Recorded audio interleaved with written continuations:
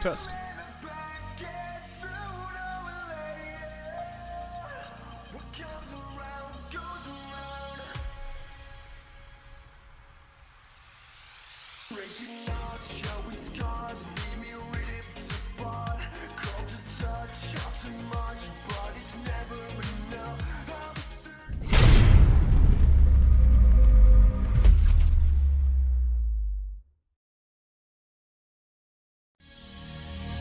You're a fucking loser. You live in your mom's basement. You probably have a 2-inch cock. You sound like a white guy. Congratulations. For what? You say you got a girlfriend. You're probably a virgin. So that's a no for Netflix and chill? Fuck you! So I'm curious. Tell me about your show. What do you talk about? I talk about how women ain't shit. Oh. What's up, guys? It's your man, Donovan Sharpe, and welcome to the 433rd edition of TSR Live, your daily dose of red pill truth, wisdom, and awareness. It is Tuesday, April 9th, 2019. We, of course, are streaming live to YouTube. So wherever you are, however you are watching or listening, even on the replay, I thank you for making the Sharpe reality a part of your day. If you guys want to contribute to the show, you can do that via the Streamlabs link. That is www.streamlabs.com/Donovan Sharpe and the number 1. www.streamlabs.com/Donovan Sharpe and the number 1. You can certainly super chat if you like, but as we all know, YouTube takes a substantial cut of the super chat money to the tune of 30%. If I were YouTube, I'd probably take somewhere between 40 and 50%, but that's just me. All of that said, if you want 100% of your contribution to come directly to the towers, www.streamlabs.com/Donovan Sharpe is the best way to do that. Later on the show, I'm going to talk about quite a few things. I'm going to talk about the myth of alpha females. I was going to talk about it yesterday, ran out of time. Going to definitely cover that today. I'm also going to discuss comparing younger females to older females with regards to what they're aroused by, what motivates them, what they're attracted to, and so forth. I'm also going to discuss harassment at a Montreal college or a Montreal university. Of course, we all know that Canada is fast becoming a hotbed for feminist ideology. Canada, Australia, the UK, of course, the United States leading the way there.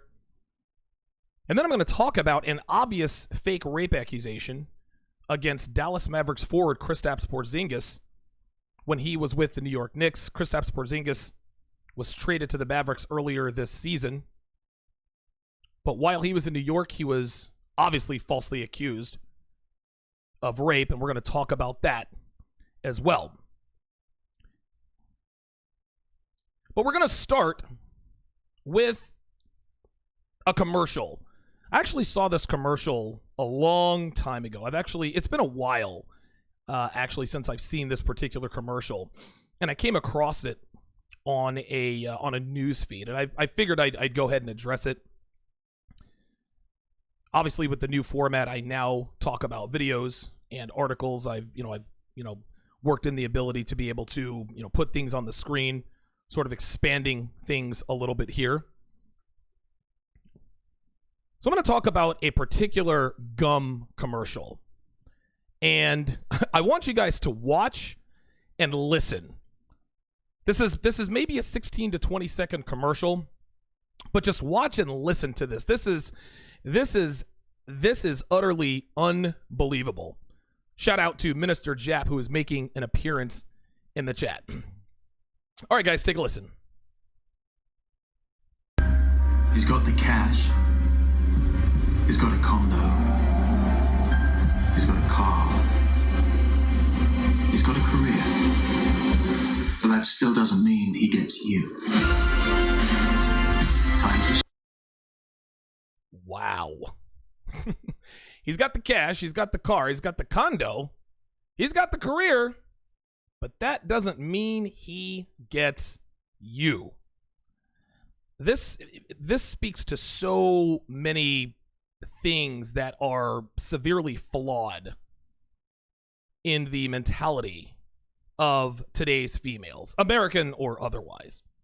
And the first thing that comes to mind, there are actually two things that come to mind when it comes to this particular commercial. The first thing is unrealistic expectations. And of course, the second thing is that game trumps all. So the first thing I'm going to talk about here, and let me know if I'm lip syncing, guys. It looks like I'm lip syncing on my end. If that's the case, whatever. It is what it is. I've got a lot of things going on here, but just let me know if I'm lip syncing in the chat, guys, and I'll see what I can do to correct it. Anyway, This speaks to the unrealistic expectations of today's females. Women want it all, guys. They want everything in a guy. They want the perfect guy they're going to hold out. They want the square jaw. They want six-pack abs. They want a guy who makes 7 figures, who has an 8-inch dick, a 9-car garage, and a net worth of $10 million. But when they actually get it, they think they can do better. It's almost as though they're continually holding out for something better. There's a meme going around. It's actually a picture. And it's Lois Lane kind of, crouched over the side of her bed. She's naked. And there's Superman or Clark Kent laying asleep beside her. It's fucking Superman. And on the meme it says, "Is he really the best I can do?" Bitch, you're with Superman. It doesn't really get much better than that. This is the way American females are. This is what feminism teaches women. There's always somebody better. There's always somebody better. The problem is youth and beauty. Keep in mind, gentlemen, that was a young female in that. Now, older females are definitely hypergamous, right? Like, listen, we know all females are hypergamous, young and old. Young females are extremely hypergamous simply because they have more options. Older women, not so much. That doesn't mean they're not still hypergamous, but that's a young female in that commercial. Young females think they have time, and they do. They have all the time in the world to go out here and find Mr. Right, etc., etc. They have all the time in the world until, of course, they don't, right? Then they wonder where all the good men have gone. Well, now I ask at this point, well, what about her, right? What qualifications do you have, young lady? Now, by all, for all intents and purposes, and by all accounts, she's young and she's pretty, which are obviously two very important things to men. But young, pretty women are passing out pussy like it's Halloween candy. And last I checked, Halloween candy was absolutely free. Feminism has destroyed society in a lot of ways. When feminism took full effect, douchebags rejoiced.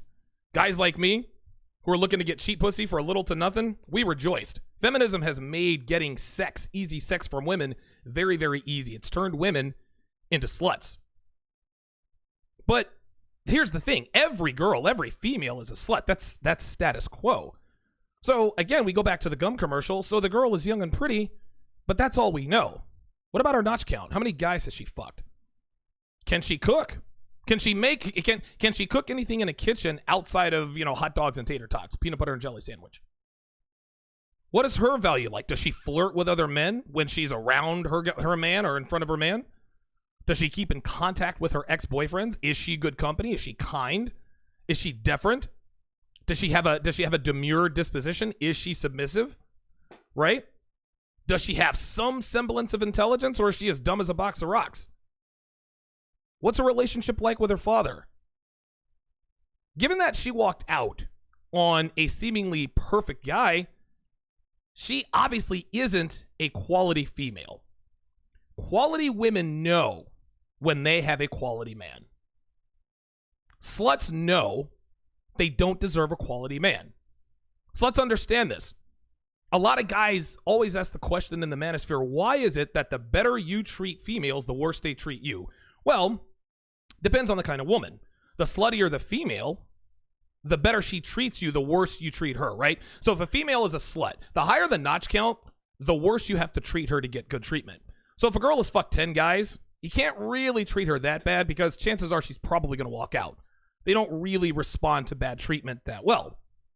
But when you're messing with a girl who's fucked 50 guys, 60 guys, at some point there is a line of demarcation, right? Once a girl has fucked 50 guys, it doesn't matter if she never fucks another guy again or if she fucks another 100 more. It doesn't matter. Her mentality's set. 50 cocks have entered your body. So you are now in another stratosphere in terms of your mentality, meaning that the worse guys treat you, the better you treat them. Why is that? Well, this is easy. Sluts know that they are not worthy of good treatment. And this isn't something that they think about consciously. They don't think to themselves, well, I have fucked 68 men, so I am not worthy of good treatment by good men. They don't think this way. This is all in their subconscious. Subconsciously, They know that because they fucked a bunch of guys, they're not really worthy of a quality guy. And listen, we see Facebook memes all the time. I deserve this and I deserve that. And, I deserve to be treated well and I'm a princess and I'm this and that and the other. Listen, we all know that Facebook and Twitter and social media feeds are nothing but lies. Deep down, a slut knows that she is unworthy of good treatment. So when a guy comes along and actually treats her well for a change, because remember, she's been treated like a slut throughout her 20s. The 68, 78, 148 guys who have, banged and bounced, they treated her like dog shit. So when a guy comes along who actually treats her like a lady, she doesn't know how to act. She's like, wait a minute. And this isn't conscious. Subconsciously, she's like, wait a minute. I don't deserve this kind of treatment. I have fucked 147 guys. This guy like, I don't know what to do here. I'm not used to this treatment. Here's another element you probably didn't think about. When you treat a female who is a slut like a female who is not a slut, she will punish you for having done so. This is why the better you treat her, the worse she'll treat you. The reason for that, again, is because deep down she knows she's a slut, but on another level, she's going to punish you for not knowing the difference. A female slut will she will punish you with the fury of 1,000 suns. Because you can't recognize a slut from a quality woman. A slut knows she's a slut. She knows she doesn't deserve to be treated like a lady. So if you're ignorant enough to actually treat a slut like a quality woman, a slut will punish you. She is punishing you for not knowing true female nature and behavior. Oh, this guy doesn't know I'm a slut. Fuck this guy. He should know. I'm going to punish him. Again, this is all subconsciously. This girl in the gum commercial, she knows she's a slut, right? So while this chick drives away in this car with that wry smile on her face, guys, guess what? Deep down, she's crying on the inside because she knows she didn't deserve that guy in the first place. Yeah, she'll brag to her friends. Yeah, I left Mark at the altar and he was this and that and the other. Oh my God, girl, he was the one. You know what? I can do better. Nah, deep down, she knows she can't. She knew she didn't deserve him in the first place. She did him a favor by leaving him at the altar. Now, on the other side of this particular coin, as far as this commercial goes, this proves that money doesn't equal alpha status. A lot of guys, a lot of MGTOWs running around here talking about, well, all you need is looks and money. That's fucking lazy. That is absolutely fucking lazy. That's a lazy mentality. Listen, make no mistake. Looks and money certainly gets you more opportunities, right? But just because you get opportunities doesn't mean that you can make the best of opportunities. Looks and money get you more opportunities, but looks and money don't keep females around, at least not in the faithful sense. So as a man, yes, listen, develop yourself in all areas. Yes, build up your body, build up your bank account. But guys, you need to supplement that by learning game. You need to understand how to handle females. When you do, you're not going to put yourself in position to be left at the altar like that guy in the commercial. Not only that, you're going to have access to younger, hotter, tighter females than her. Then when that girl who was chewing the gum, driving away in the Rolls Royce or whatever it was, leaving that guy at the altar, when she's 38, she'll come crawling back. But guess what, gentlemen?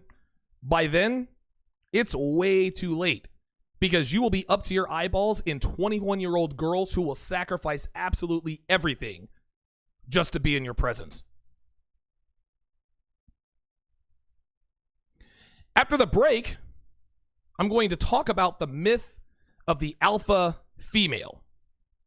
There was an article called "Why Do Men Find Alpha Females So Unattractive?" I'm going to break that down when we come back. Chase LeBeau says, yo, what the fuck is she calling for? You want to know something, man? I might just fucking call this chick back. God, I wish I had a sound mixer. I would totally fucking clown this bitch. I wonder if I can't pull this shit off. Hang on a second. I'm going to do an experiment, man. Hold on. This is going to be a TSR first. I'm going to put her on speakerphone. You guys have to let me know if you can hear her. Okay? I'm going to call her up. And by the way, this bitch is Puerto Rican black. Can you guys hear the phone ringing? Shh, not gonna tell her on air. Hello? Hey, what's up? Hey, what's how you doing? Oh, not too much. Just kind of doing my thing. Got my own show. You got your own show. Yep. Doing what? Congratulations, but doing what? Yeah, you know, I talk about women, dating, etc., etc. You got talk shows giving advice about dating and women? Not to women, to men. Okay. Yeah, that's how it is. I gotta see that. You got a what? I gotta see it. Oh no! You definitely do not want to watch my show for sure. Well, first of all, you have to pay for it, so it's like paid content and stuff like that. Why wouldn't you want me to see it? I mean, I don't give a shit whether you watch it or not. I'm just saying, like, women don't like my show. You don't strike me as the type of woman who would like the kind of stuff I talk about. So anyway, how's dating? He's doing fine. How you been? I've been good. I had thought you had sent me a message, and I thought it was you. But then I No. called this number, and you answered, so I don't know who the number is. No. Whoever sent you... No. Well, hold on. Whoever sent you the message definitely was not me. And it was a Nevada number. I don't know what it was about. A lot of people live in Nevada. Yeah, well, you're the only one I know that lives over there. Well, I mean, listen, you can say whatever you want. Definitely wasn't me. I was in there doing my show. I mean, it wasn't now. When was it? Hold on.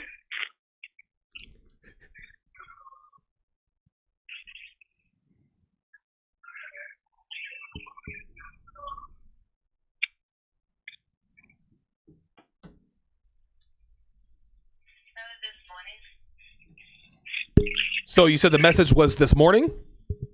Mhm. Oh, no, that definitely wasn't me. I mean, it doesn't matter. Yeah, I don't even have your number in my phone. So, yeah, so how you been? How's Melissa? How's Nicole? Don't fuck with Nicole. What happened? Melissa, right? She killed my father. Johnny? I mean, she didn't directly kill him, but her actions and her maltreatment and her neglect is what led to my father's death. How's Destiny? Fucked up, high all the time. I don't know. Same old. I don't fuck with him. Damn. Is she still with Alex? Pretty much. God damn. How's your mom? She's okay. Good. Melissa, how's she doing? Now, Melissa just had a fourth kid, right? Mhm. 2 years ago. God damn, time flies. So her first kid was with Machi, right? Mhm. And then her second two kids were with Aaron, and then her fourth kid was with the guy from Brooklyn. Yeah. Okay, that's right.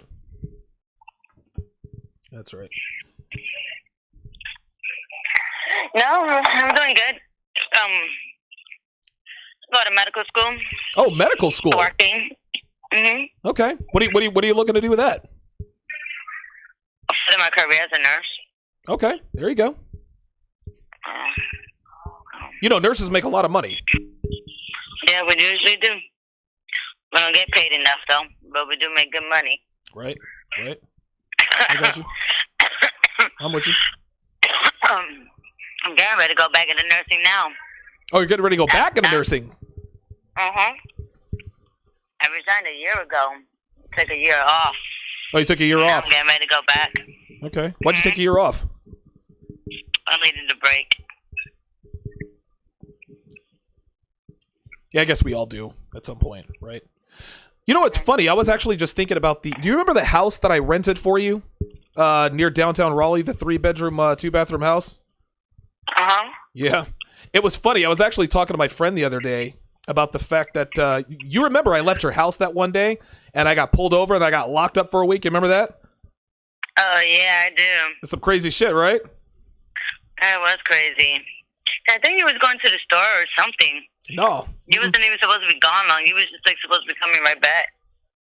Yeah, well, And, you know how those Raleigh cops are, man. They get behind you. That was all she wrote. Yeah. So how you been doing? Any kids yet? Shit. Bitch. Do I have any kids? Fuck wrong with you? Player for life. No. So I'm curious. Tell me about your show. What do you talk about? I talk about how women ain't shit. Oh. Yep. Yeah, I mean, listen. No, of course I'm not talking about you. Like, obviously, you're very, very different from most women in a lot of ways. Right? Like, you understand that, right? I mean, it's kind of hard. Like, I'm your ex-girlfriend, and then he just came out with that. Wait a minute. Am I different? Do I fall in the same category to you? No. I mean, obviously, I'm very, very different from who you like. Like, I'm very different from who I used to be. Like, obviously, right? But like when I'm talking, but when I talk about women ain't shit, like I'm not talking about women like you. Like I want you to understand that you are the exception to the rule. Well, thank you. I think that was a compliment. Yeah, you know how it is. All right, well, look, I gotta go. I got shit to take care of. My girl's actually gonna be taking me out to dinner here in a little bit. So, congratulations. For what? You said you got a girlfriend. You're congratulating me for a girlfriend, right? Yeah. I was a dude. Oh my god, I used to be such a fucking loser. This is unbelievable. I can't believe it. Why do you think he was a loser? Oh, good god. Don't get me started. All right, I'm gonna run. I'll talk to you later. All right. Wow. She got that melanin skin. She got that melanin skin. She got that melanin skin. I ain't finna Welcome back baby girl, fine. to the 433rd edition of TSR Live with Donovan Sharpe. Good to have you guys in on a Tuesday. Yes. Philosophy, that was the infamous Carla. Anyone who has followed me, read my work over the years, followed what I've done, watched my podcast. Carla she is a woman that I foolishly rented a 3-bedroom, 2-bathroom house for right near downtown Raleigh because I was trying to fuck her. And when I went to jail for a week, just like I talked about, I ended up getting pulled over. I had a warrant out for my arrest. It wasn't a big deal, but because I had just paid her rent, I couldn't bond myself. I couldn't bail myself out. And as a result, I spent a week in jail. Well, what ended up happening was she had her baby daddy over there fucking her in the house that I rented her while I was in jail. I would never have found out had I not smelled his cologne on her and in the bed. Like it was one of the most unbelievably embarrassing situations there ever was. But listen, man, Carla's one of the main reasons that I was red pilled, man. She's what I call one of the Fantastic Four. Carla, Amy, Darcy, and Susie, which of course was the most. That was probably the least consequential relationship. I mean, listen, my journey to the red pill, and finding this lifestyle, it's not unlike most guys, but it didn't take like some huge heartbreak to send me to, to make me look up red pill truth. It was an inconsequential, insignificant relationship. And by that point, I was like, what the fuck is going on? So anyway, you guys can all, read that stuff. Like I said, I've written about her in Return of Kings. The article is called How I Tried to Turn a Hoe into a Housewife. I also did a podcast version of it as well, so you guys can check that out. Let me quickly hit the chat here before we continue. We got Charles Caballero in the house. Miami J's in the house. Philosophy says, I see that Roosh playing. Rolo is going to disown you. Yeah, I'm going to time you out for that. Yeah, I don't like, maybe I'm just taking that too seriously, but dude, fuck that. Give me a break with that. Rolo's not disowning anybody. Listen, man, I don't take sides in beefs. I still talk to Anthony. I still talk to Richard Cooper. I still talk to Rolo. I still talk to Illimitable Man. I still talk to Rolo. I still talk to Roosh. Like, get out of here with that, man. Like, honestly, philosophy, we're fucking men, dude. Ain't nobody disowning anybody for being friends with other men. Let's try to be grown-ups here. Let's try to be grown-ups here. Minister Jap, of course, is in the house. Kareem Williams, good to see you in here. Freelance Ronan says Canada is definitely feminazi hell with Justin Trudeau. Holy shit. Yeah, you're right about that. You're right about that. Mr. Jackson in the house. Sean C says she's going to call Bruce Wayne. That's funny.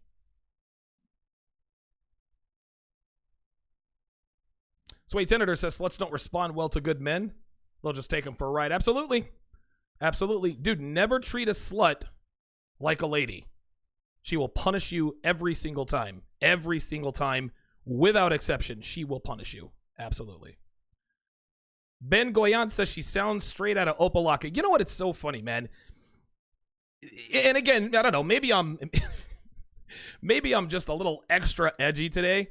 But every time I play a female's voice on my show, everybody swears up and down that she's from where they're from. I'm assuming Opalaka's in Florida. Dude, Carla's from Brooklyn, New York. She doesn't sound anywhere like, I don't know, Opalaka, Florida. I don't know. Again, I'm probably feeling a little bit froggy today. Listen, man. Listen, I've been diagnosed with cyclothymia, intermittent explosive disorder. I've got a temper problem. So every once in a while, these things flare up. That's just how it is. Makes it very difficult for me to maintain frame, as it were. Sometimes, listen, some days, I'm a little bit more tolerant of, inconsequential bullshit. Today's not one of those days. Aaron checking in from Cyprus. Let's do a location check. Let's do a location check. Put in your city and state or city and country. This is how, of course, we can find out where we're all from. And if we find out where we're from, Sean Z, don't put your fucking area code, dude. City and state. Guys, come on. Come on. Let's be grown-ups here. Philadelphia, Pennsylvania. I'm not going to put the 215, niggas. No, come on. Let's be grown-ups. City and state, city and country, whatever the case may be. The reason I do this is because we all need to find like-minded men to hook up with and to commune with. And a lot of times, I'll be on the air or I'll be on the air with any show.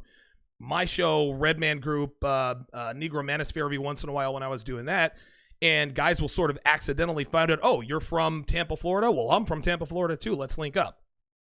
So I like it when we put in the locations. Maybe we can hook up and start little communities here. Got the Bay Area, of course. Bruno's from New Jersey. Isle of Wight, Virginia. We got Dallas, Texas in the house. Brooklyn, New York in the house. You can go say, Sean, you can go say what's up to Carla for me. Princeton, New Jersey. Buffalo, New York. Got somebody from Romania. Houston, Texas. Yuma, Arizona. Clearwater, Florida. Home of the Philadelphia Phillies spring training. Botno, North Dakota. Holy smokes. Got somebody in here from India. Good to have you guys in today. On a Tuesday, it is April 9th. You are listening to the 433rd edition of TSR Live with Donovan Sharpe. All right, let's go ahead and continue with today's show. I came across an article, and you know what? I think it may have been submitted by someone. And if I'm leaving you out, if I don't mention your name here, as far as this submission, I do apologize. But the article got my attention because the article is called "Why Do Men Find Alpha Females So Unattractive?" And of course, I had to go ahead and read through. I'm going to go ahead and bring it up here. There we go. So why do men find alpha females so unattractive? I guess it's on a website called Rolling Out. Of course, you can see the cover there. Of course, it's a black woman with drawn in muscular arms. Like that is like you can look at that. That's very symbolic, right?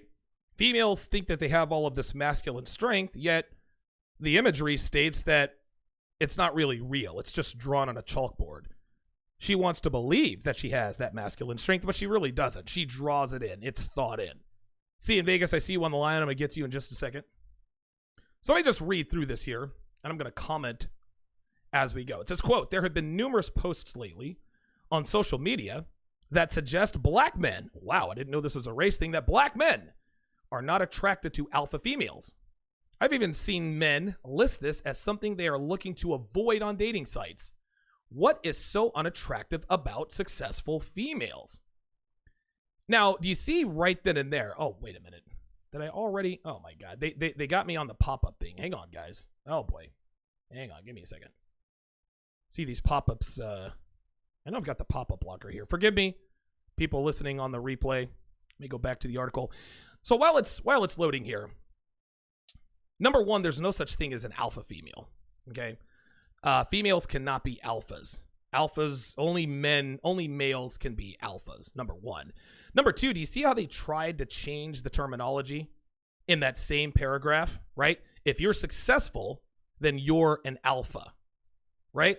Like you see it, listen, I'll highlight it for you. I'll actually highlight it for you here. Men are not attracted to alpha females, right? You see that there. Then they say, what is so unattractive about successful females? No. Success doesn't automatically make you an alpha. Listen, there are successful men who are far from alpha males. Look at guys like Mark Zuckerberg, right? Bill Gates, Jeff Bezos, clearly not even close to being an alpha male. But if a female has any semblance of success, all of a sudden they want to label themselves as boss bitches or alpha females. No such thing as an alpha female. Okay, so females are definitely not alpha. Alpha is a masculine characteristic. So Terry, I guess, is the person who answers this question. She says, quote, alpha females tend to view relationships in a way that conflicts with how most men operate. Women already have a significant role within a relationship. There is absolutely nothing wrong with a woman being strong, career-oriented, or aggressive. But it has to be balanced with femininity and sexiness, or it will make it very difficult to have a healthy relationship with a quality man. Men view themselves as the leaders of their household, and they naturally refer to their spouses for counsel and input.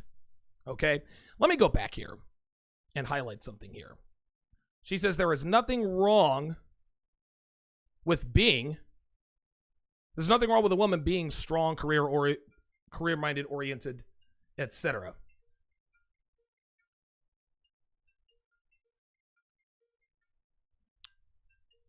I have no idea who or what is calling me, but I guess everything is good. Anyway, my apologies for that interruption. But it has to be balanced with femininity and sexiness, or it'll make it very difficult to have a healthy relationship with a quality man.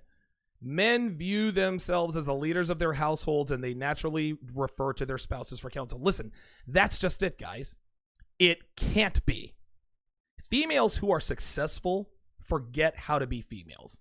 For every woman that climbs up the corporate ladder, for every doctor, for every lawyer, whatever it is they do to achieve this success, somewhere along the way, they forget how to be women. They have to exhibit masculine traits so much at such a high rate for so long, they forget how to be females. They forget how to be women. So no, there's nothing wrong with being career-oriented or aggressive, but there's a price to be paid for that. And that price, ladies, is your femininity. And men of quality do not want masculine females. You can't have it both ways. I actually have a consultation client. Super high value guy, in his early 50s. Dude, probably worth 7-8 figures. And one of his plates is a former Marine. think she's like 35, 36 years old. Smoking hot, smoking hot. I think she's a redhead. Killer body, great tits, great ass, the whole nine, because she's a Marine, right? She works out, etc., etc. But he doesn't want her. And the main reason, other than the fact that she's a 2-year-old kid, is because she's too masculine. Okay? She even tries to, she is trying to change for him. She says to him, hey, look, I've been trying to walk more feminine-like. I'm trying to talk more like a woman. He's told her, listen, I like feminine women, and this is what feminine women do. So she is literally trying to change herself to become more feminine, presumably to lock this guy down for the long term. He's 50, and again, he's 16 years her senior, right? But she still wants to be with him because he's a high-value guy.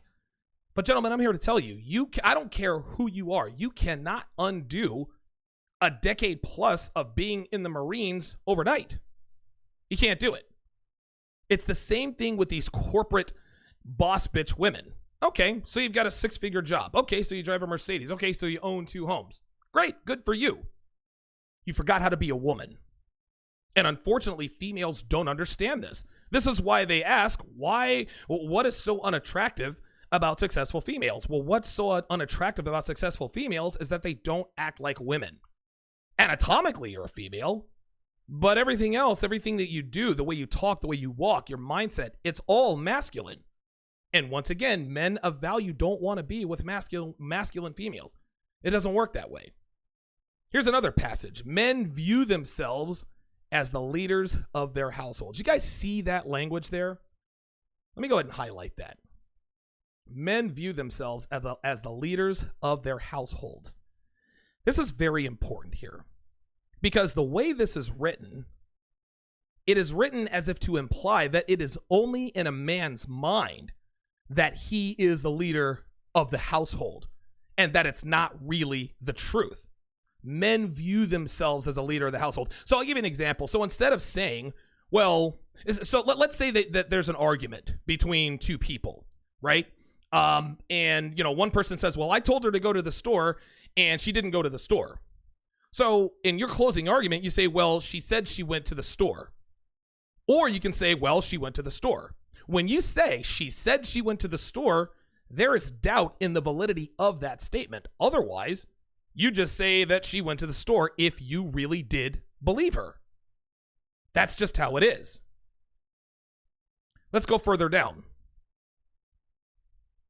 A woman that identifies as an alpha woman is likely to be someone men would casually date but would have reservations about committing to, because her thinking and behavior is very likely to conflict with the typical male ego and alter the dynamics of the relationship. I don't think there is a very large percentage of men that would date an alpha female long term. Men and women are supposed to complement and balance each other, not compete for roles and power within a relationship. Yeah. Listen, listen, again, there's truth to this. You can't have two people. Listen, women can't be alphas, but you can't have 2 people in a relationship who act like alphas. Because just like she said, it's gonna conflict with the relationship. Now, it says very likely to conflict with the typical male ego, as if to say that the only reason why men are the leaders of relationships is because our ego tells us so. Right? It's so funny. They're trying to, they're talking out of both sides of their mouth. Yes, women, they're alpha females, which isn't true. But when women try to be alphas, men don't like that because their egos tell them not to. No, sweetie. The male ego has nothing to do with natural male leadership. The male ego has nothing to do with who leads the household. This is just how it is. This is why alpha females are the most miserable fucking females on the planet. And they're all on some sort of, they're all on benzos and fucking antidepressants and anti-anxiety meds because they sport fuck their way through their 20s. They work their way up the corporate ladder, and now they can't figure out why they can't sleep at night without crying themselves to sleep.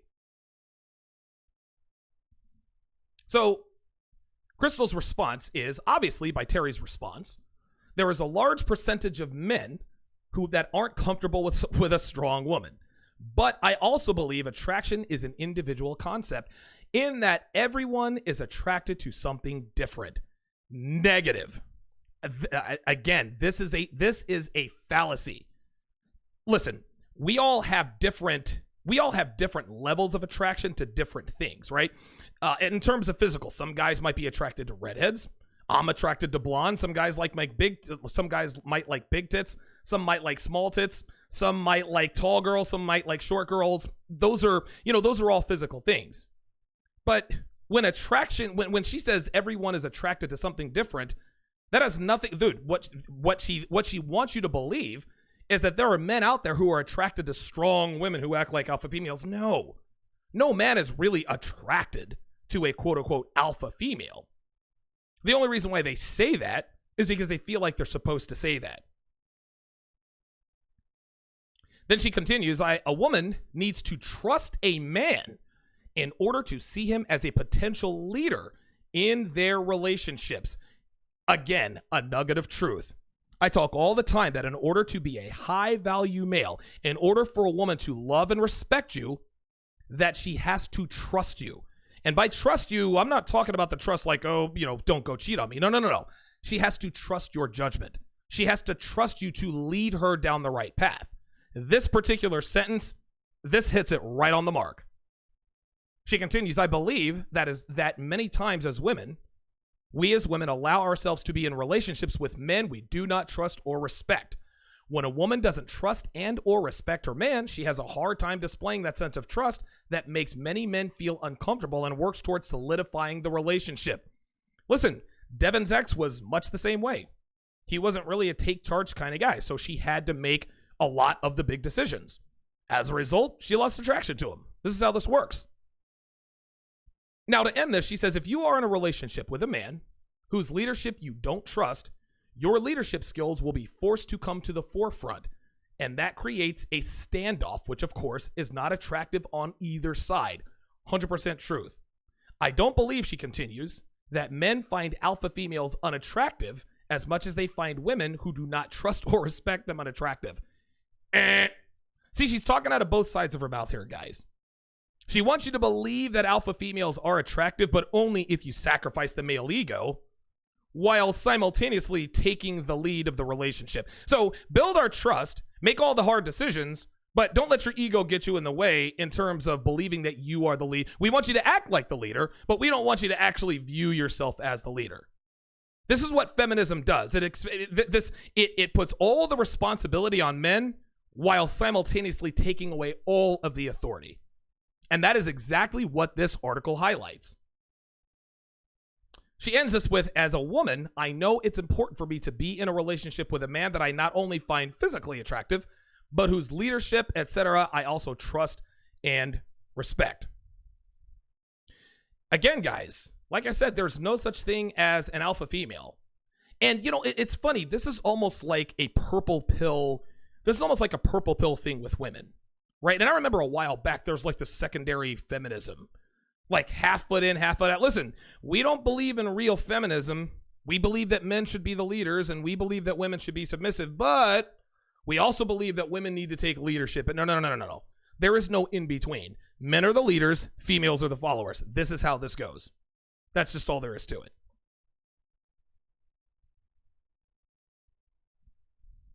When we come back on the other side of the break, I'm going to talk about older females versus younger females in terms of what motivates them, what arouses them, and what attracts them. I'm also going to get to the phone lines. Guys, give me a call, 914-205-5356. I've got C in Vegas on the line. We're going to get to him and other calls when we come back.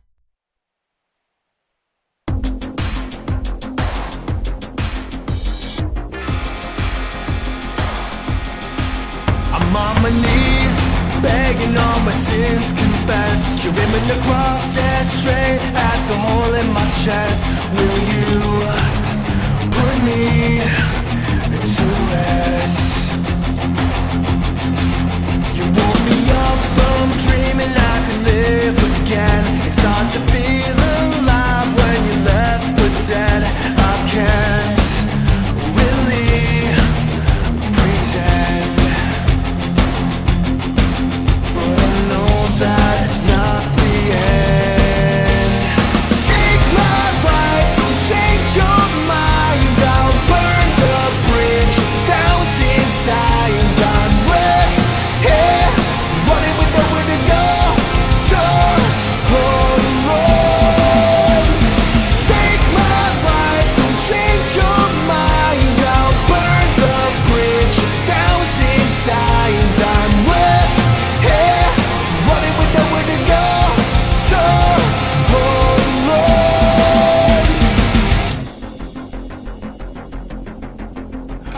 opened up, no lies, you got me in your sights. I feel you coming up on and you got me down in broad daylight.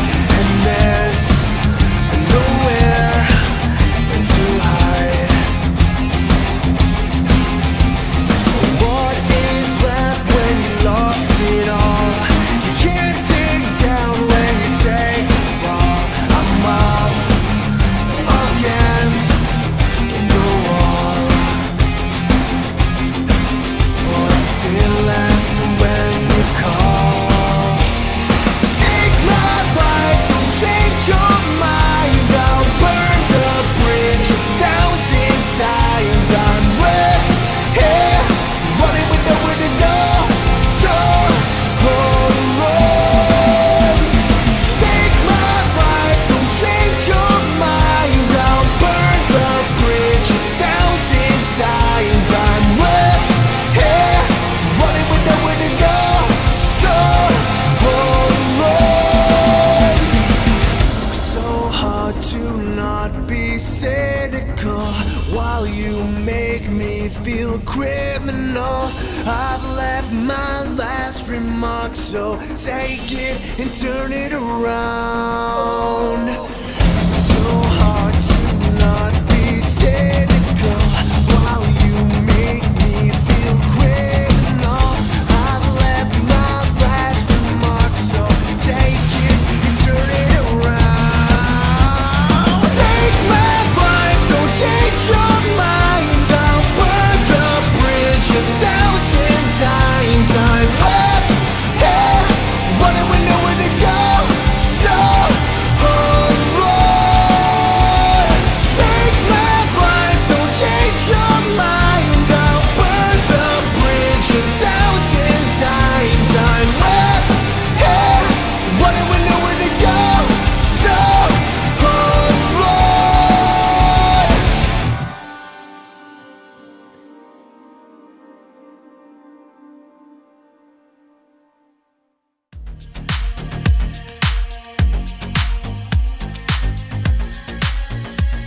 Welcome back to the 433rd edition of TSR Live, your daily dose of red pill truth, wisdom, and awareness.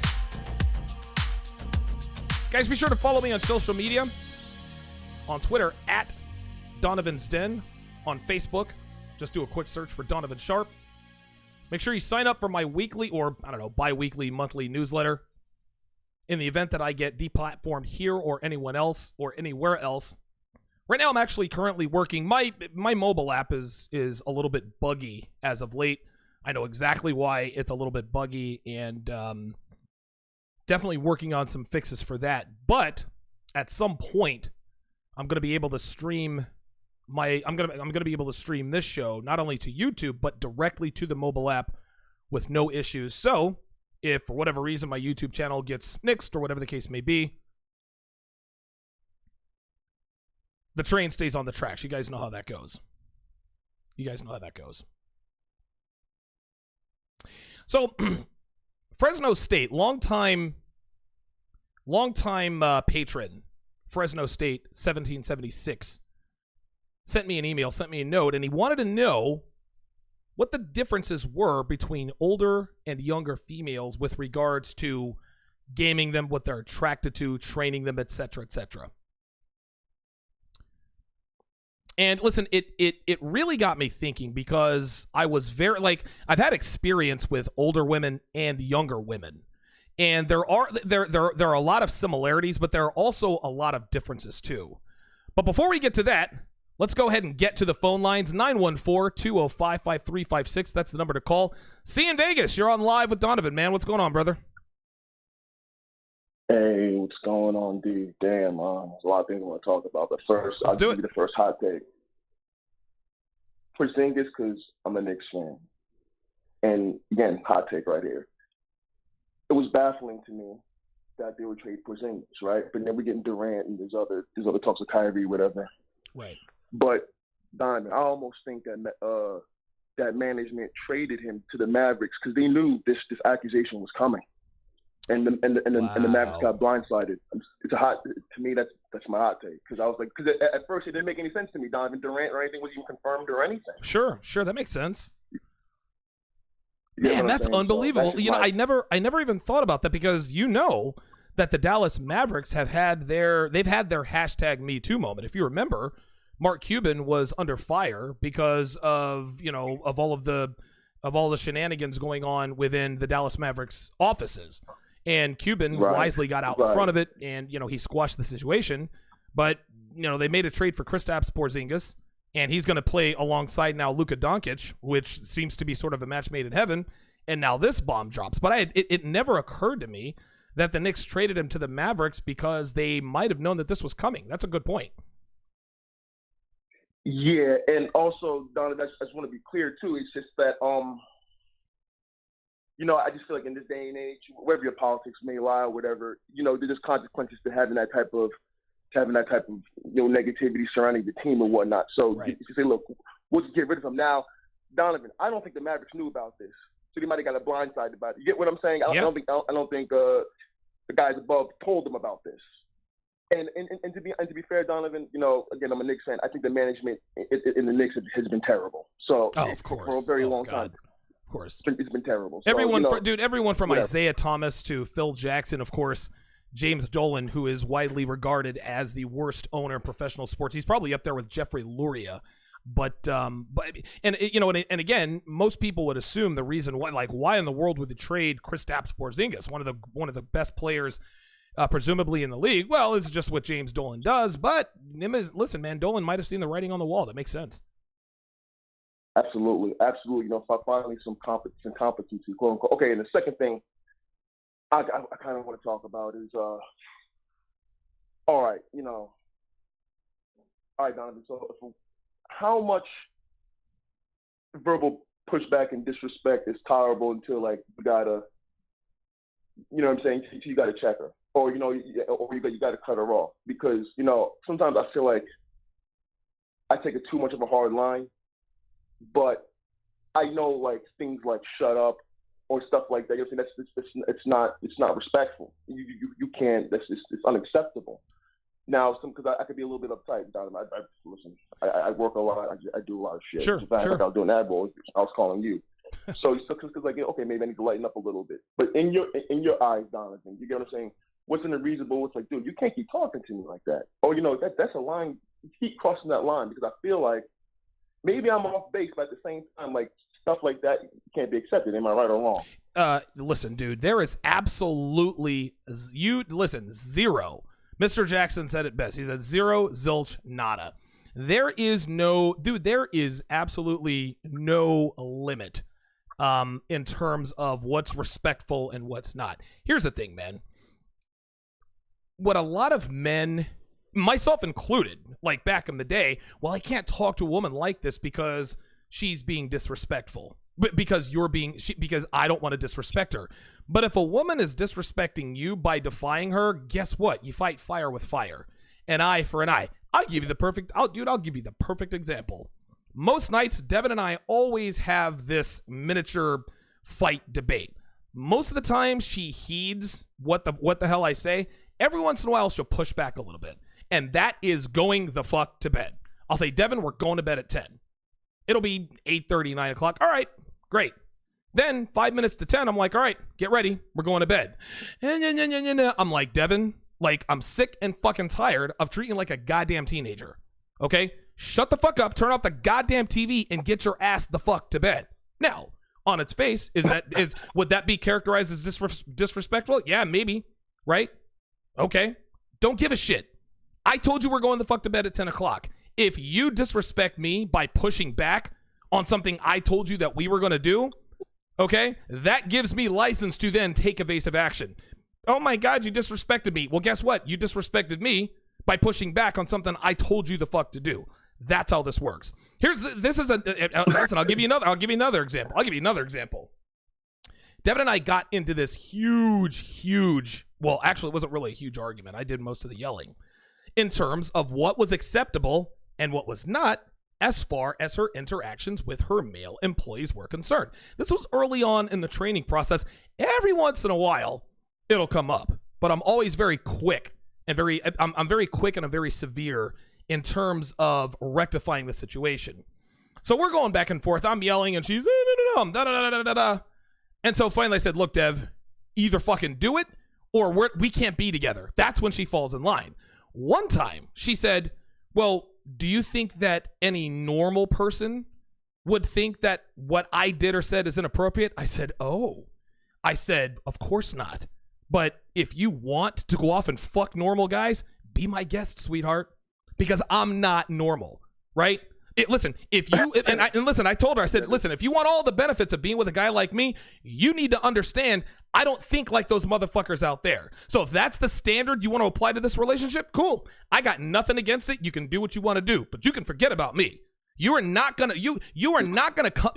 disrespect me by asking me, well, would normal people think that this is inappropriate behavior? Well, the answer is no. So if you want to go off and fuck normal people, then be my guest. But I ain't normal, and you need to understand that. She fell right the fucking line, and that was the end of that. So in terms of using strong language like shut up, dude, and again, I'm not proud of the fact that I call Devin names sometimes, but sometimes it's fucking necessary.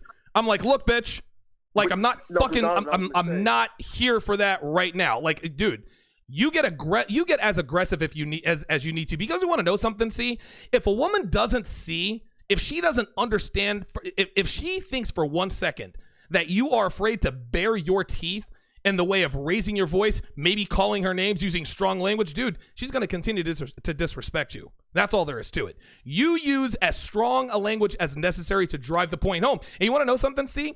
If she says, well, I can't take this anymore, I'm gone. Fine. Just like Steve the Dean Williams says, man, you're going to meet a lot of motherfuckers out there. You'll never meet a motherfucker like me. That's how that goes. Right. No, I was going to say, Dean, I'll jump real quick. It's just that maybe I felt like I was off base because he was like, okay, maybe I need to calm down because I'm not wilding out right now. I'm just like, hey, you just can't talk to me like that. You get what I'm saying? Just cool it with the language. But even if listen, you actually make a good point. Every once in a while, I'll think to myself, like in retrospect, I'll think, man, was I a little bit too hard on Devin? Did I yell too much? Did I call her too many names? Did I do this or that or the other? And, if I feel like in that moment that maybe I pushed it a little bit too far, I'll question myself. But guess what?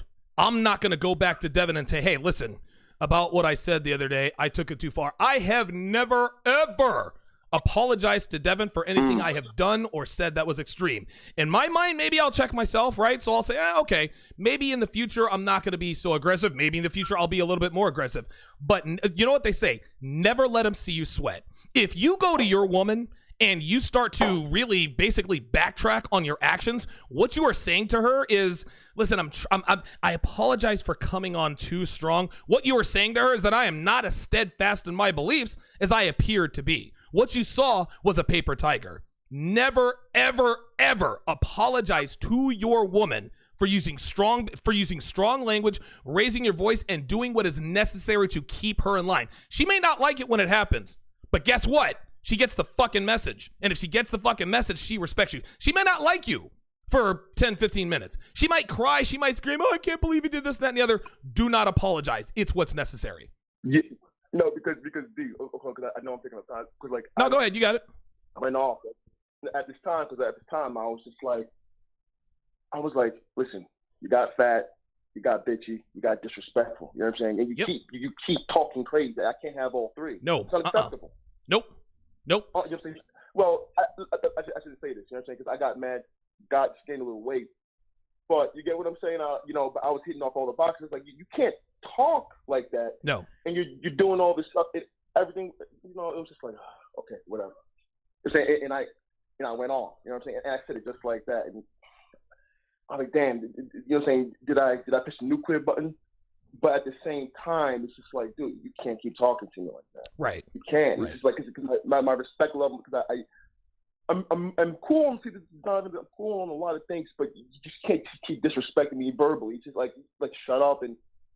Oh my God! Wow! Wow! It's unacceptable, dude. It's very unacceptable. Let me ask you a question. See, let me ask you a question, and I want you to answer this question. How many times do you think Devin has ever told me to shut up? None. Exactly. She's never told me to shut up. Now, she might, listen, she may, every once in a while, her tone. Donovan, let me put it into context, though, because it was almost like, The thing was, it was like, yeah, you know what? Not my bad, Donovan. You're right. No, it's completely unacceptable. But it wasn't like, it was like, just don't talk to me like that. You get what I'm saying? Because because Donovan, like, again, I'm a very cool dude. The verbal disrespect can't be tolerated because it opens the door to other forms. You're saying you might get undercut in public. You might get, you know what I'm saying? Nobody can respect you if you just talk to you any type of way. That's the way I've always felt. I'm not some, like, I don't feel like I'm some uptight, crazy guy, but it's like, I feel like, almost felt like I was one of the few, maybe only dude that was like providing some pushback. I was like, you talk to people like this all the time? Oh God, you can't, because you get what I'm saying, Don? Yep. You know, like you couldn't reach this age and talk to people like this all willingly without some consequences or something. Because to me, that's mind-boggling. Well, here's the thing. Even you get if, what I'm saying? Listen, you don't even need to ask her questions. Well, do you talk to other people like this? You want to know why I don't ask? Devin, well, do you talk to other people like this? Because I don't give a shit. Listen, you can treat outside of these four walls, you can treat whoever the fuck you. Listen, you can disrespect your boss, disrespect your mom, disrespect your niece. I don't give a shit. But you ain't gonna disrespect me. So the answer is there is absolutely zero tolerance. Listen, if the words "shut up" come out of your woman's mouth directed at you, okay? Dude, it doesn't matter what context it's in. Maybe if you guys are joking around like, that's why you farted in bed last night. She's like, shut up. Okay, that's fine. But if your woman tells you to shut up or be quiet, or if she shushes you, listen, man, I'm getting shaky just thinking about it. Like all of a sudden, like I see, dude, oh my God. Woo. Oh my goodness. No, because Donovan, I was like, again, did I George Bush the button too much? You get what I'm saying? But at the same time, it's like, no, you can't freaking keep saying this and expecting me to be like, oh, okay, it's cool. No, absolutely. There's got to be some consequences. All right, G, you know what I'm saying? All right, G, I'm gonna jump right now. Good call, man. Good call by C in Vegas, man. Yeah, dude. Listen, you cannot tolerate disrespect, verbal, physical disrespect from your woman under any circumstances. The very first time your woman disrespects you, listen, I don't even care. And a lot of women will say, wait a minute, that wasn't disrespectful, bitch. I said it's disrespectful, so it's fucking disrespectful. You don't get to define what's disrespectful. I do. And if you got a problem with that, you can fucking step. Listen, that's how this goes. A lot of times Devin thinks, oh my God, what did I do wrong? Or, well, wait a minute, I didn't see it that way, sweetheart. It doesn't matter how the fuck you see it. That's a problem now. You're a goddamn female. You see things fucked up. You're going to see things how I see things. I don't give a fuck how you see. I don't care what your definite. No. If I say it's fucking disrespectful, it's fucking disrespectful. Listen, I might be a hothead, but I'm a fair-minded individual. I'm not just going to go off. I'm not just going to let the bomb go off for no reason. No. If you disrespect me, then I'm going to say something about it. I'm not going to take some little minor action. Oh my God, that was disrespectful. No. I don't yell and go off just for the sake of yelling and go off. I'm a very fair-minded. I'm bountiful. Listen, I treat Devin like a goddamn queen. I do, because she deserves it. But if she disrespects me directly or indirectly in any way, shape, or form, there is hell to pay. And if you don't believe me, you can ask her. And if you asked her, she might not answer you because she might be afraid to tell you. Let's go back to the phone lines. Caller, last four digits, 8925. You are on live with Donovan. Go ahead. Hey, Donovan, what's happening, man? Hey, what's going on, brother? How you doing? Yeah, no, but it's Rick, man, from UK. Hey, what's going on, man? How you doing? Not bad, Donovan. Listen, I thought I recognized your voice, but as soon as you said, this is Rick Clare, right? Yeah, that's right. My man, dude. Yo, how the fuck are you doing, man? I haven't talked to you in forever. Yeah, it's been a long time, and yeah, just been really busy with the work and stuff, Donovan. Good. Donovan, by the way, great show. You guys killing the game in the Red Man group is great. I just wanted to say hello to you, man. That's all it is. Absolutely. I really enjoy your content nowadays. Thank you very much. And, listen, Rick, real quick before you go. The Indian girl that you were working on, dude, you and I first talked about this chick a year ago, right? She appeared to be a good girl. Yeah. Did you end up fucking her or no? Mate, she still, that's what I said, Donovan. She contacted me still, and she still disappeared. Contacted me. God. She wanted to set a date, yeah? Oh. Then she flaked. Oh, that fucking bitch, man. Oh my God. You see how bitches are? God damn it, Rick. I was pulling for you, man. Yeah, so so I just, whenever she say hello, I just say hello. That's all it is, mate. That's what it is. So whenever I'm around her area, I just shoot her a text message and say, okay, I'm just saying, you want to grab a drink? She says yes. Oh, then after, just before, she will say no. Fucking tease, man. God damn it, Rick. Motherfucker, man. Well, yeah, Donovan, you got loads of bitches like that, man. Trust me. Dude, of course, you man. know. And listen, she's beautiful. Yeah, she uses you for anyways, validation and all that. That's just how it is. She's pretty much, yeah. She's beautiful. But Donovan, she's 25 now. So what she wants now is beat a box. Yes. And listen, so as she gets older, Rick, she's gonna want that beta bucks more and more. So in about 2 or 3 years, she's gonna be like, "Yo, let's get a drink." She ain't gonna flake on you then, bruh. She's not gonna flake on you then. That's what it is. But the thing is, she already over. Like, she's 25 now. So 1 more year, that's it. Then there's a family pressure of getting married and stuff like that. Obviously, Asian families are different than she's traditional. So that's gonna happen, I guess, anytime soon. We'll see what happens, but for man. Sure, by the time she'll be 28, I'll definitely bang her, mate. Listen, bang her, don't marry her. Oh, no. Fuck that, mate. There we are. That's what I'm talking about. Never gonna happen, Donovan. That never will happen, mate. Trust me. Yo, Rick, you gotta stay in touch, man. Definitely, Donovan. I will definitely give you a call back, and I think you're still on Skype, yeah? Say that one more time. Are you still on Skype? Oh yeah, absolutely, man. Yeah. I shoot you text sometime on there. I did shoot you text before Instagram a while back, but I think you haven't checked it. But Donovan, you're doing a really good job, man. Trust me. Keep it up. I will speak soon. You the man, Rick. Take care. My man, Rick Clare in the house from the UK. And don't get it twisted, man. Rick's Mercedes. I think he sent me a picture of his Mercedes. Dude, his Mercedes is like, listen, I'm not one who hates on a lot of dudes. Listen, I'd be hating on Rick Clare for serious. That dude's Mercedes is clean as a motherfucker. All right, well, let's get to the topic at hand here. We're going to talk about older females versus younger females. Now, young pretty girls are motivated mainly by 4 things, right?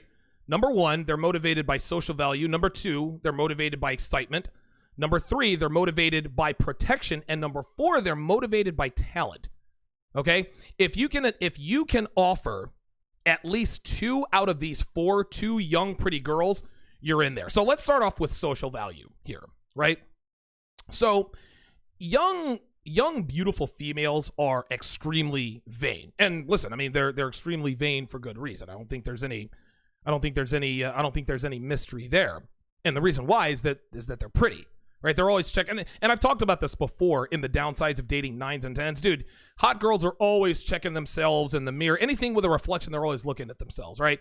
They're changing their outfits if they don't feel like they look absolutely perfect and so forth. It never ends.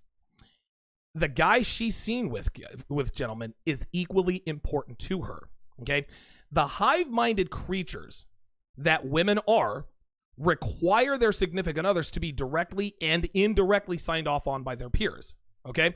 So if a girl is attracted to a man who looks like maybe like a Chris Hemsworth, like she thinks he's super duper hot, right? She'll make a play to get with that guy, of course. But if none of her friends tell her that he's attractive, either directly or indirectly, or she doesn't see other women looking at him in public, or maybe openly flirting with him, what begins to happen is she starts to question her own judgment as far as attraction and arousal is concerned. One of the many ironclad doctrines of the female species is that no woman wants to be with a man that other women don't want. We all know this. So if a woman's boyfriend or husband isn't attractive to other women, he's not really worth much to her in the way of social and sexual value. And think of it this way, guys. Any given young, pretty girl wants a guy that she can bring around her friends and show off. They want to be able to say, look at me. I'm a hot girl. I've got a hot guy. And if she pulls it off, her friends will then see her in a positive light. Yes, there are other things that are important to young, beautiful women. But if they don't think that the men they're interested in can't offer them that appearance, right? The appearance of an attractive male, she's not interested. Okay? So in order to build your social value really to women of all races, again, this is simple. You have to get in shape. You have to dress well. Obviously, there are other things involved with building social value, but those two things are the foundation as far as young pretty girls are concerned. Easier said than done. Yes, we all know, but it still has to be done. Now, it also helps if you have an outgoing personality, right? Listen, a good-looking guy who dresses well, think about this. If you're a good-looking guy who dresses well and charms her friends, that is going to be highly, highly enticing to young, beautiful women. The number 2 thing that young, pretty girls are motivated by is excitement. As important as social value is to young, beautiful women, excitement, guys, is probably a little bit higher on their totem pole in terms of, what's required to arouse them and get their panties wet. I say all the time, don't be a guy, be an experience. You want to elicit feelings of excitement, spontaneity, etc., etc. If you're a boring ass dude, guys, you're going to be out on your ass before you know what happens. Okay? Again, young, beautiful women, they like spontaneous men who keep them on their toes. Young, beautiful women crave unpredictability. They crave sort of an extemporaneous experience within any relationship they have, which is a far cry from the boring ass men that they're used to dating, right? Those guys can't give them tingles anymore on account that they've seen everything. They've been there and done that. Like any typical woman has dated every typical man, but you need to be that experience, especially young, beautiful women. They've seen it all. They've done it all. And actually, speaking of which, been there and done that. That seems to be the prevailing attitude with young, beautiful women who, again, they're tired of the same. You guys know about the young cookie cutter guys, right? They all seem to use the same strategies, right? They dress the same, they look the same, they act the same. They take them to Applebee's on the first date. So where do you see yourself in 5 years? Blah, blah, blah, blah, blah. This is where you come in, guys. Okay? Be unpredictable. Keep her guessing. A go-to strategy that I like to use when you see her, okay? Like when you see her on a date, got a surprise for you. Dude, guys, she'll be dying to know where it is that you're taking her. And that's the excitement that she wants. I've talked about the bar hop trip. You take a girl out on a date, or you meet a girl at the bar, right? You sit her down at the bar. And guys, I've used this 100 times. First day lay works every time. Sit down at the bar, we shoot the shit a little bit. So, what are you drinking? Oh, well, I'd like, vodka and Coke. Barkeep, yeah, she's going to buy me a whiskey sour, and I'm going to buy her a vodka and Coke. Right? So again, you're not buying her a drink. She's buying you one, and she's buying her one. Right? You both have skin in the game. You have a couple of shots, couple of drinks. 10, 15 minutes in, if you're escalating properly, put your drink down. You know what? I just had a crazy idea. Kind of look around. I just had a crazy idea. Drink the rest of your drink. Drink the rest of hers. You grab her hand. You leave the bar. You got to have a plan in place. I don't care if it's rock climbing, go-karts, feeding the ducks museum. The key is between the time you say, you know what, I just thought of a crazy idea, and the time you actually get to the crazy idea, that's where the arousal comes in. No matter what she says, no matter what she does, do not tell her. Where are we going? You'll see when we get there. Guys, her vagina will be soaking wet. It doesn't even matter where you're taking her or what you're doing. The fact of the matter is you are spontaneous. You are unpredictable. You're taking her to this place. It's exciting. It's new. She has no idea what it is. All right, we're feeding the ducks. We're feeding the ducks. Dude, she is going to suck the color off your dick. And if you're a white boy, she's going to suck your dick so hard it's going to be clear when she's done. Okay? Like I said, guys, you could be taking her to the pond to feed the ducks. You could take her to the mall for a grand opening of a new coffee shop. The fact is that the anticipation itself, gentlemen, that's what keeps her attracted to you.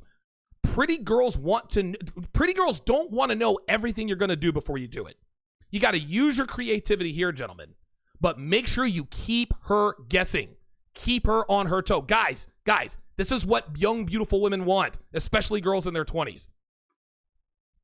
The third thing I want to point out here is protection. Okay? The way American laws are written and enforced today, women they flat out don't have the same physical respect for men that they once used to. Listen, guys, females are simply unafraid of us anymore. We all see it in our everyday lives, right? We see how brazen women are. We see how confrontational they are. And listen, we see how confrontational they are with men, because they know with near 100% certainty that if they put their hands on a man, he's probably not going to hit her back. Worst case scenario, he pushes back, he pushes her away, or restrains her, and even then, she knows that she can call the cops and get his ass locked up for 72 hours. All of that said, guys, and I want you to pay attention. All of that said, there's something to be said about a man who can fight. You guys know it. Listen, although most women know they can get away with just about anything these days, knowing that her man can throw hands when and if a situation calls for it, that's a huge turn on. Listen, this is why UFC guys fuck the hottest chicks. This is why boxers, MMA fighters, they fuck the hottest chicks. What this also does is it also assures her that she is physically protected with you.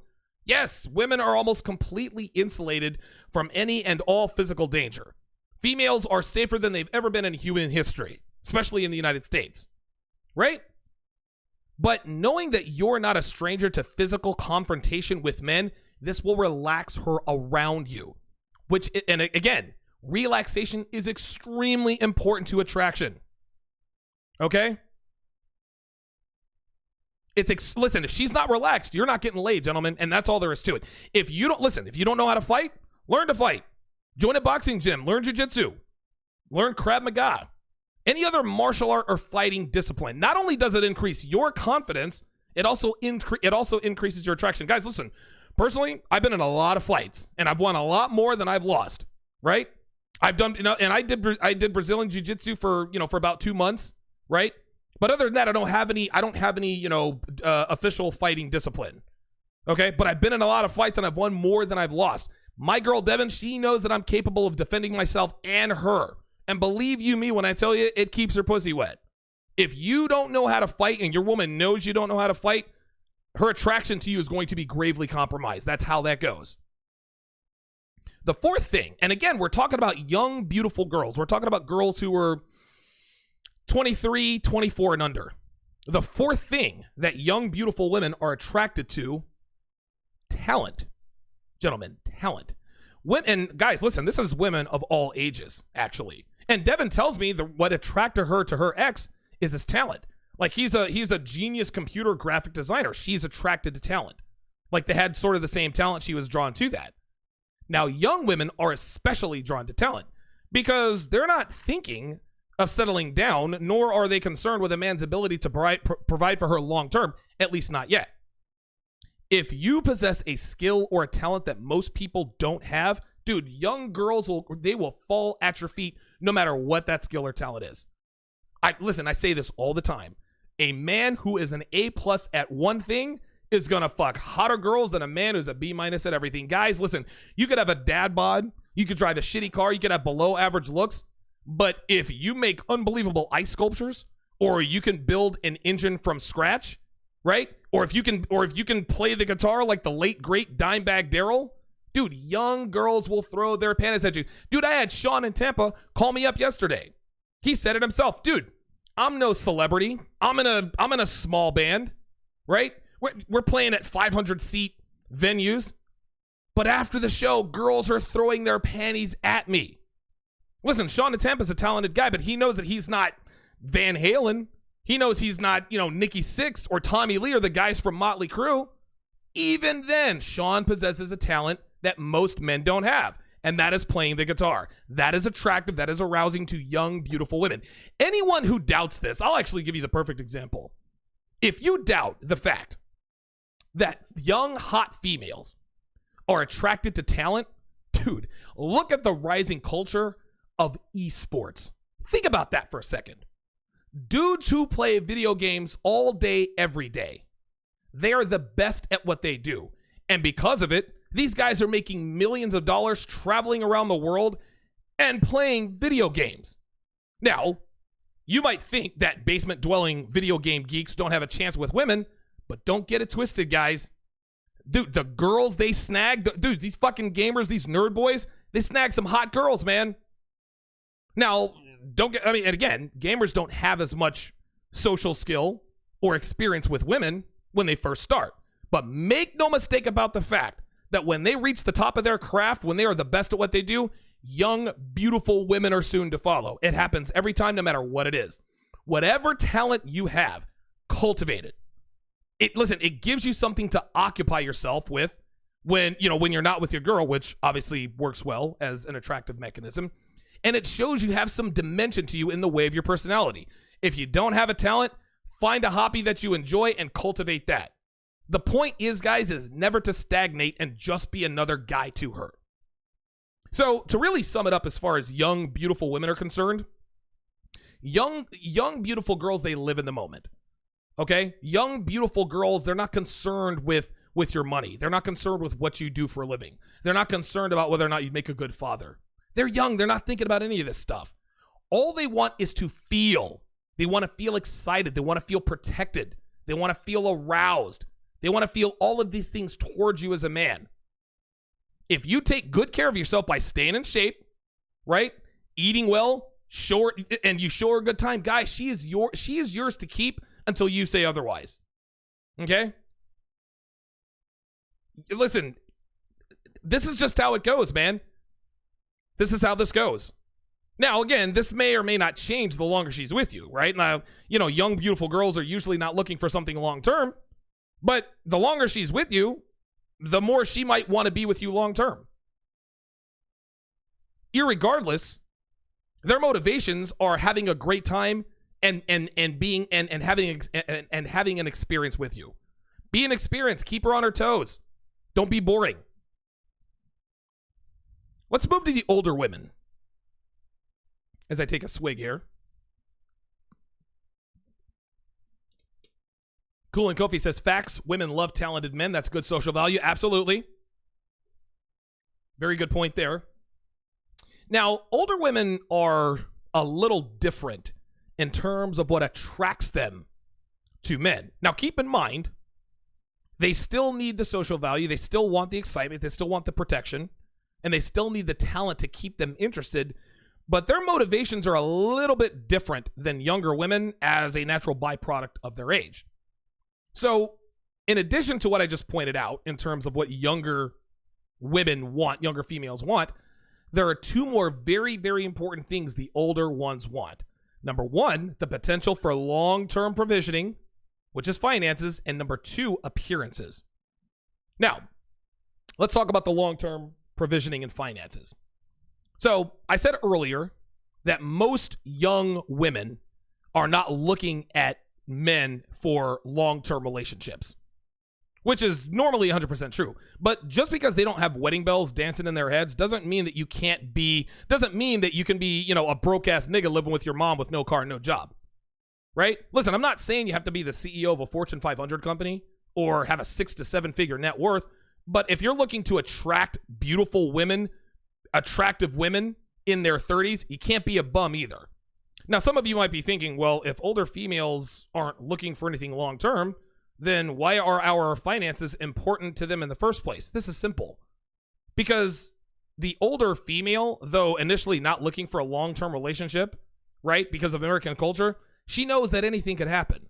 She understands that if she likes you enough and even grows to love you, a long-term relationship with you isn't necessarily out of the question. Here's another reason. She doesn't want to support your broke ass. She wants a man. Gentlemen, she doesn't want a boy who lives off his mom like a fucking child. Yes, there are females out there who date men who ain't shit and don't have 2 nickels to rub together. These men have rock solid game, but these females are typically very, very low in value.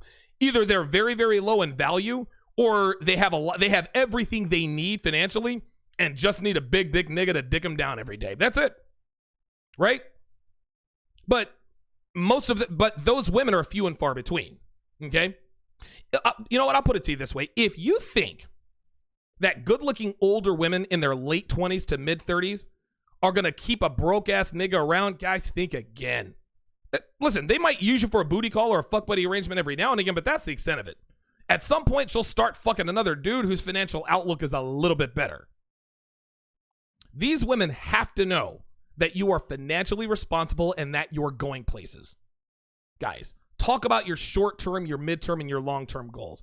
Show her that you understand the value of a dollar. Make it clear to her through your actions and not your words that you are not to be used as an ATM, but that you don't mind picking up the tab if she keeps her shit in line. You know what I always say, guys? Never feed her before you fuck her. I had a consultation client tell me yesterday, and this is fucking solid gold. With regards to never feeding her before you fuck her, the only time you should ever feed a woman before you fuck her is liquid calories. You can feed her all the liquid calories you want before you fuck her, right? So if you haven't fucked her yet, you can still feed her. Just make sure the calories are liquid form. Now, here's another thing. You don't have to be rich to attract older females either. Far from it. But your financial house must be in order because, listen, no matter what a woman's skin tone is, a man who is good with money is a man she can respect. And as we all know, respect is the single most important element when it comes to a female's attraction to a man. You can book it. Again, guys, she's not looking for anything long-term yet. You got to remember this, though. All things being equal, women prefer high-value men. But if you're more attractive, if you're more financially stable, if you're in better shape, and you have a better handle on her as a female than most other guys she knows, she's going to start to entertain thoughts of a long-term relationship with you. Not to say you have to lock her down long-term, right? Not to say you have to commit to her if she makes a play to consolidate on you. But if that's the direction you want to go at some point, it's important to make sure that it's a viable option. If an older female thinks she may want to be with you for the foreseeable future, you need to make sure that you appear to be the best option for her. And again, just because you appear to be the best option for her doesn't mean you're trying to commit to her long term. But if you want to keep her around, she has to have this in her mind. Okay? And you also have to understand this too. Attractive older women, they get offers constantly, guys. So if your game isn't on point and you don't look the part, guys, trust me when I tell you, she will jump ship the moment a man of higher value comes her way. Book it. So make sure you dress well constantly, consistently. Make sure you get and stay in good shape. Okay? Doing these things will represent you both well when you're in public together. And like younger females, older women want that direct and indirect approval from their friends and relatives that they have chosen a man of value. Okay? When and if the most important people in her life sign off on you this way, guys, she's yours to keep until you say otherwise. Now, later on, I'm actually going to do a Patreon video on the differences between correcting bad behavior and training younger females versus older females. So guys, be sure to stay tuned for that. If you are a patron, if you are a $5 patron and above, I'm going to be dropping that video later on this afternoon. When we come back, I'm going to discuss the sexual harassment on a Montreal campus. All of this according to just what a woman says. She didn't get her way, so she decided to do something just really, really stupid. Listen, guys, it's typical female behavior. Feminism is infesting Canada. I'm going to talk about all of that when we come back. How this relates to hot girls is that hot girls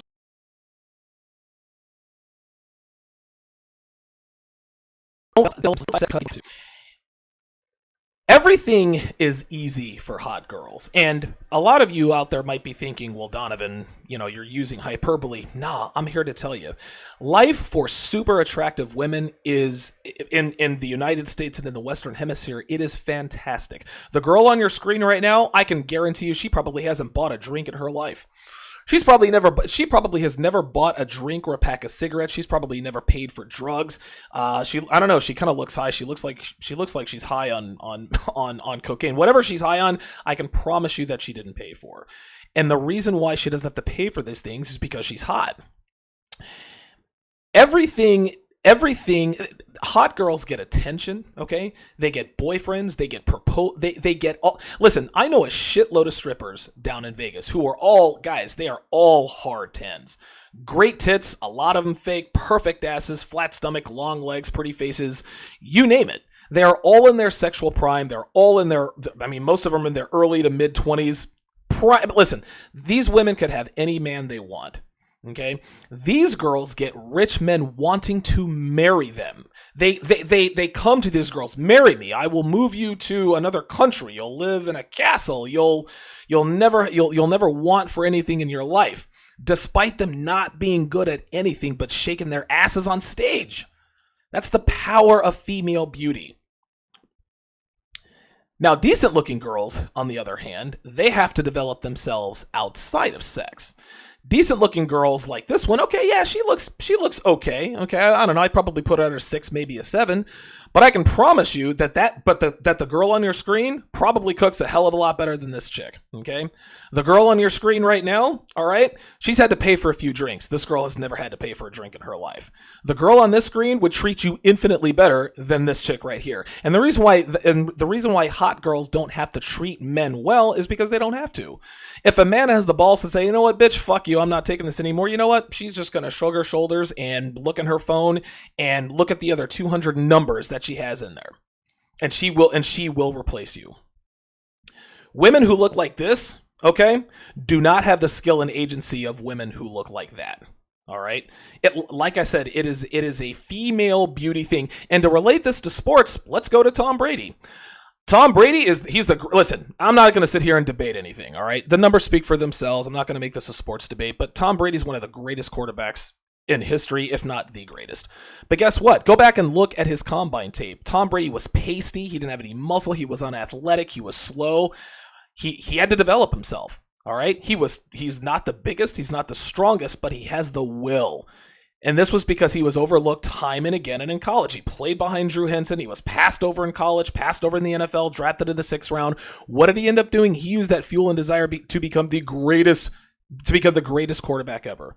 Well, girls that aren't so hot, they have to have the same fire. They have to figure it out. They have to say to themselves, okay, I was not blessed by the genetic gods, but I can get my ass in the gym, I can get my ass in shape, I can learn to cook, I can be feminine, I can find and hopefully lock down a quality guy who wants more in a woman than physical beauty. Now, don't get me wrong, okay?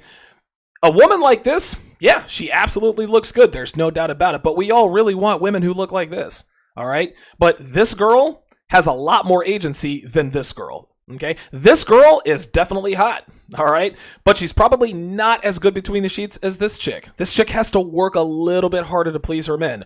All this chick has to do, all this chick has to be is there. She takes off her clothes and the guy's already blowing his load all over her face. This girl's got to work a little harder, okay? This girl's got to give you a toe-curling blowjob. She's got to give you that after-sex sandwich, all right? She has to work much harder than this girl because this girl's beautiful. Let's call it what it is, guys. Beauty is... People like to talk about the fact that, all you men care about is the way a woman looks. Yeah, absolutely. That doesn't necessarily mean that we don't care about everything else, but if you are not attractive, we are not interested. I've said it before. You could be the brainiest, and even if you're a brainy chick, even if you're a quote-unquote smart woman, it doesn't really matter. But you could have the greatest personality, you could have a great job, you could be the most sincere, feminine, kind, selfless, generous woman out there, and we may love to spend time with you. But if we are not attracted to you, we're never going to find out what those personality traits are. We'll put you in the friend zone. We are not trying to fuck you.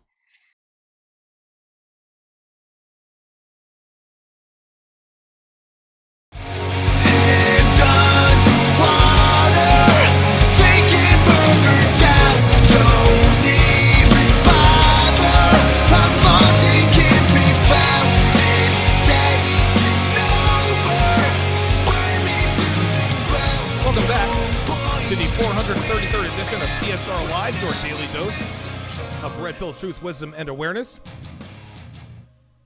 For those of you just joining us, we have discussed a few issues. We've discussed some of the differences between what older women and younger women, some of the differences between what attracts them, what arouses them. We also discussed earlier the myth of the alpha female, why men of value are not attracted to alpha females. You guys can all check that out on the replay. Also broke down a video of the Orbit gum commercial, basically talking about the fact that women have unrealistic expectations, and even when they get with Mr. Right, what ends up happening is they hold out for Mr. Righter. Then they turn 30-something years old, and then they all wonder where all the good men have gone. Still to come, I'm going to talk about the Kristaps Porzingis sexual assault allegation, which C in Vegas discussed earlier. But right now, we're going to talk about an article that was sent to me by one of my patrons, and he wishes to be anonymous. I assume he's from Canada. And I'm going to go ahead and put it up on the screen now. And the article looks like it was in CBC News or something like that, something out of Montreal, Canada. I think what I'll do is I'll put all the links to the articles that I talk about in the video description when all this is over with. But the title is Concordia Student Speaks Out After Being Harassed by Unknown Men on Campus. So I'm going to read through this and I'll comment as I go. It starts here. Concordia University is upping security measures after a number of women have come forward to report being approached by insistent strangers on campus. Already, the language is accusatory. Come forward. Come forward is what they always use when something terrible happens.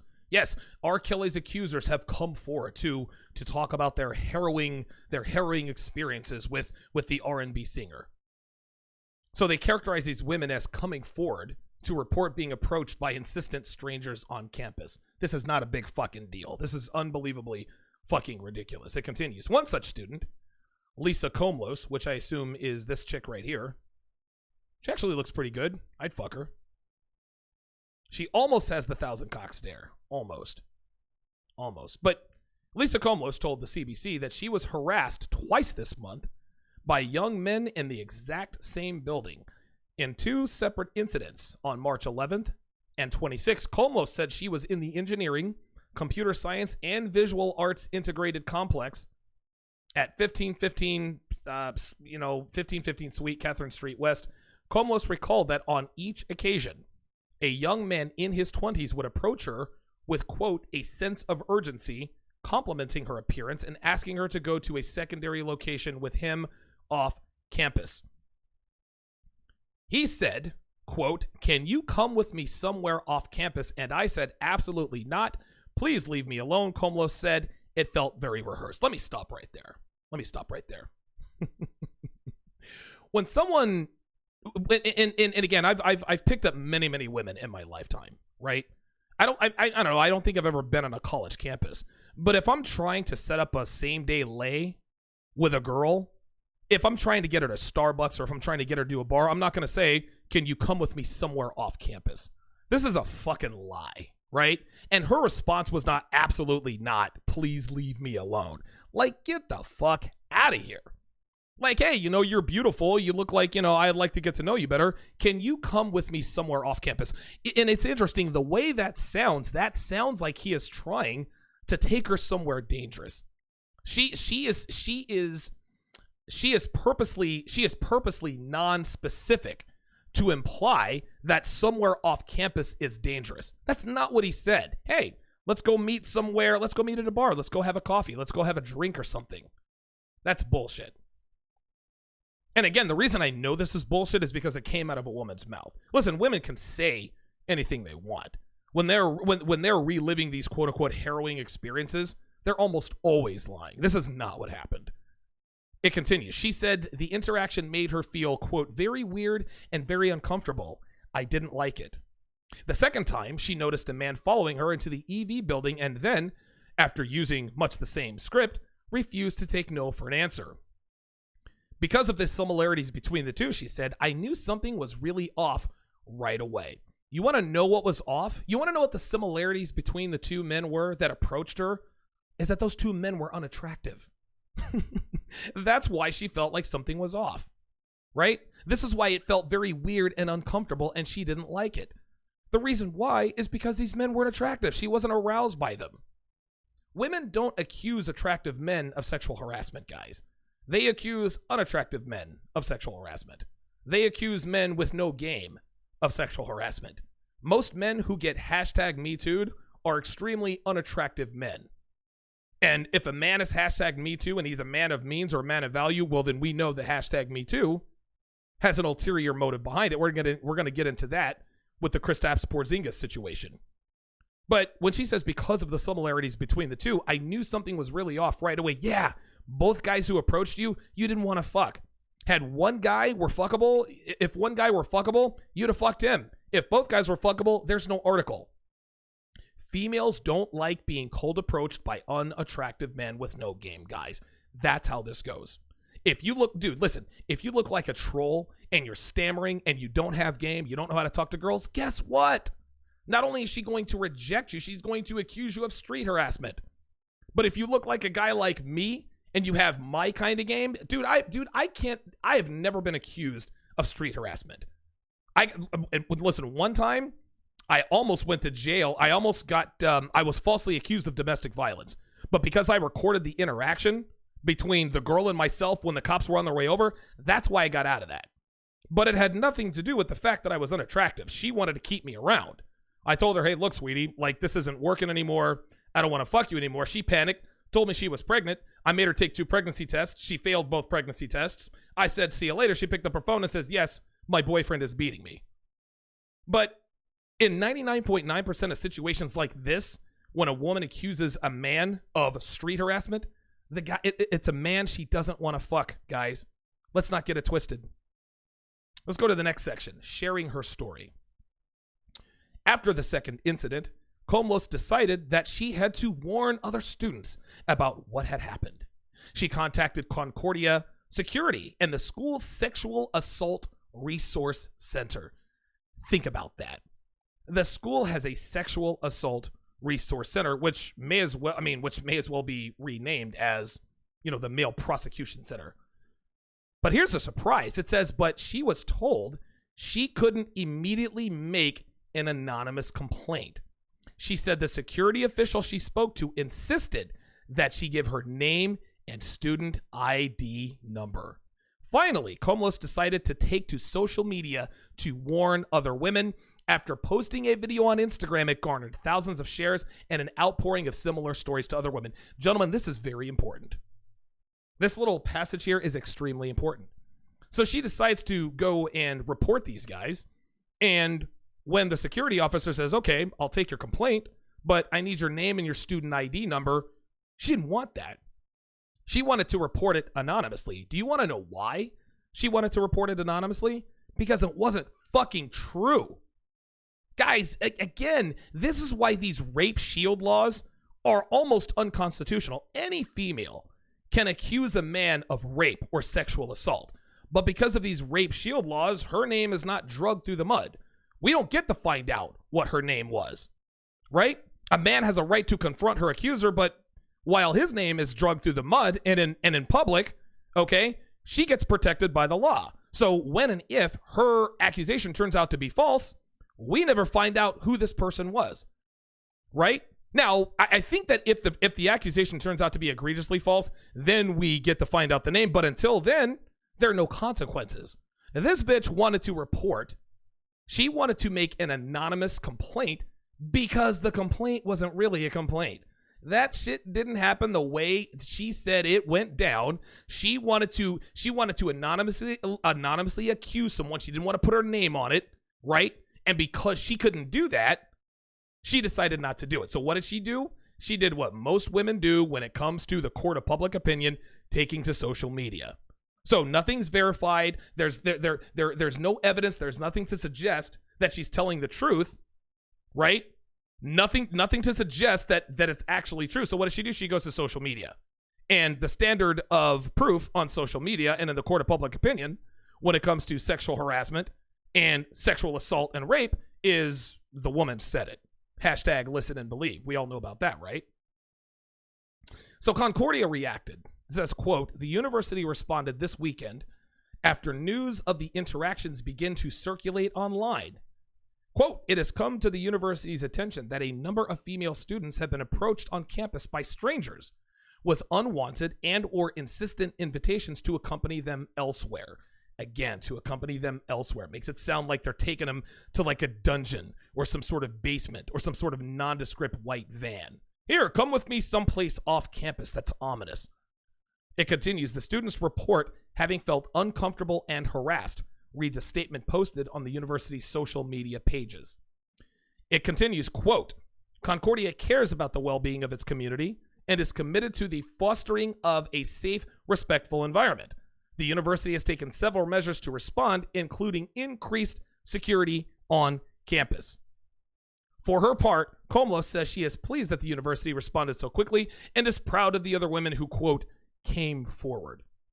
She said, quote, this change only happened because other women spoke out. No, this change happened because you took to social media, sweetheart.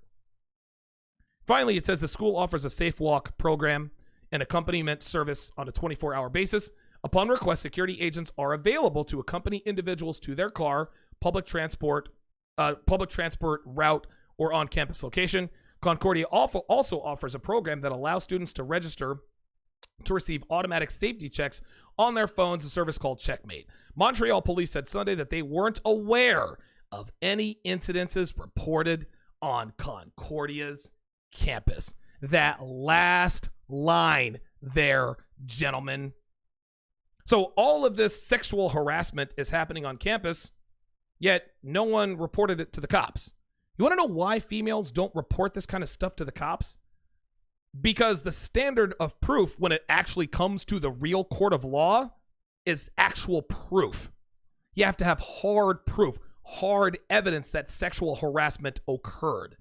This is why women don't go to the cops when they accuse men of sexual harassment or rape or sexual assault, because the standard of proof on social media and the court of public opinion is non-existent. The standard of proof is a woman saying it. This is why women stay away from law enforcement when they claim they've been raped. So yes, it appears that Canada is a hotbed for feminist activity. It's just unbelievable. Like some guy approaches a girl, right? And all of a sudden it's a problem. The only reason it's a problem, and guys, I'm going to tell you again, the only reason this is a problem is because the men approaching these women are not attractive to these women. I can guarantee you, if attractive men with game and if attractive men with swagger and game, if they were charming, I can promise you this article never comes out. But because the men that approach these women, the men that approach these females were not attractive, this is why there's a problem. Guys, listen, women don't have a problem with being approached by men. They don't. They don't have a problem with being sexually harassed by men. Oh, no.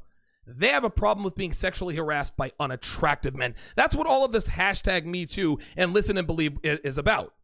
All it is designed to do is to keep the unattractive men away from attracting. It's designed to keep unattractive men away from women. Women are literally saying in no uncertain terms, we don't want unattractive men to approach us. If you're attractive, yes, harass us, approach us, invite us off campus, invite us, fuck us, do this and that and the other. As long as you're attractive. That's what all of this is about. What they're trying to do is they're trying to filter out. This is one giant shit test, gentlemen. That's what this is. Make no mistake. Okay? If you're a man with game, dude, you're swatting away that shit test. Oh my God, are you harassing me? Actually, I would say that you're harassing me. You're a student here. But I won't press charges if you buy me a beer, right? Now, she might laugh and chuckle, okay? But again, that shows that you're witty. It shows that you're undeterred. The guys that approach these women are probably like, hey, my name is Fred. Do you want to go someplace off campus? No game, man. No fucking game. That is all this is about, guys. All feminism is, everything that encompasses feminism, all of it.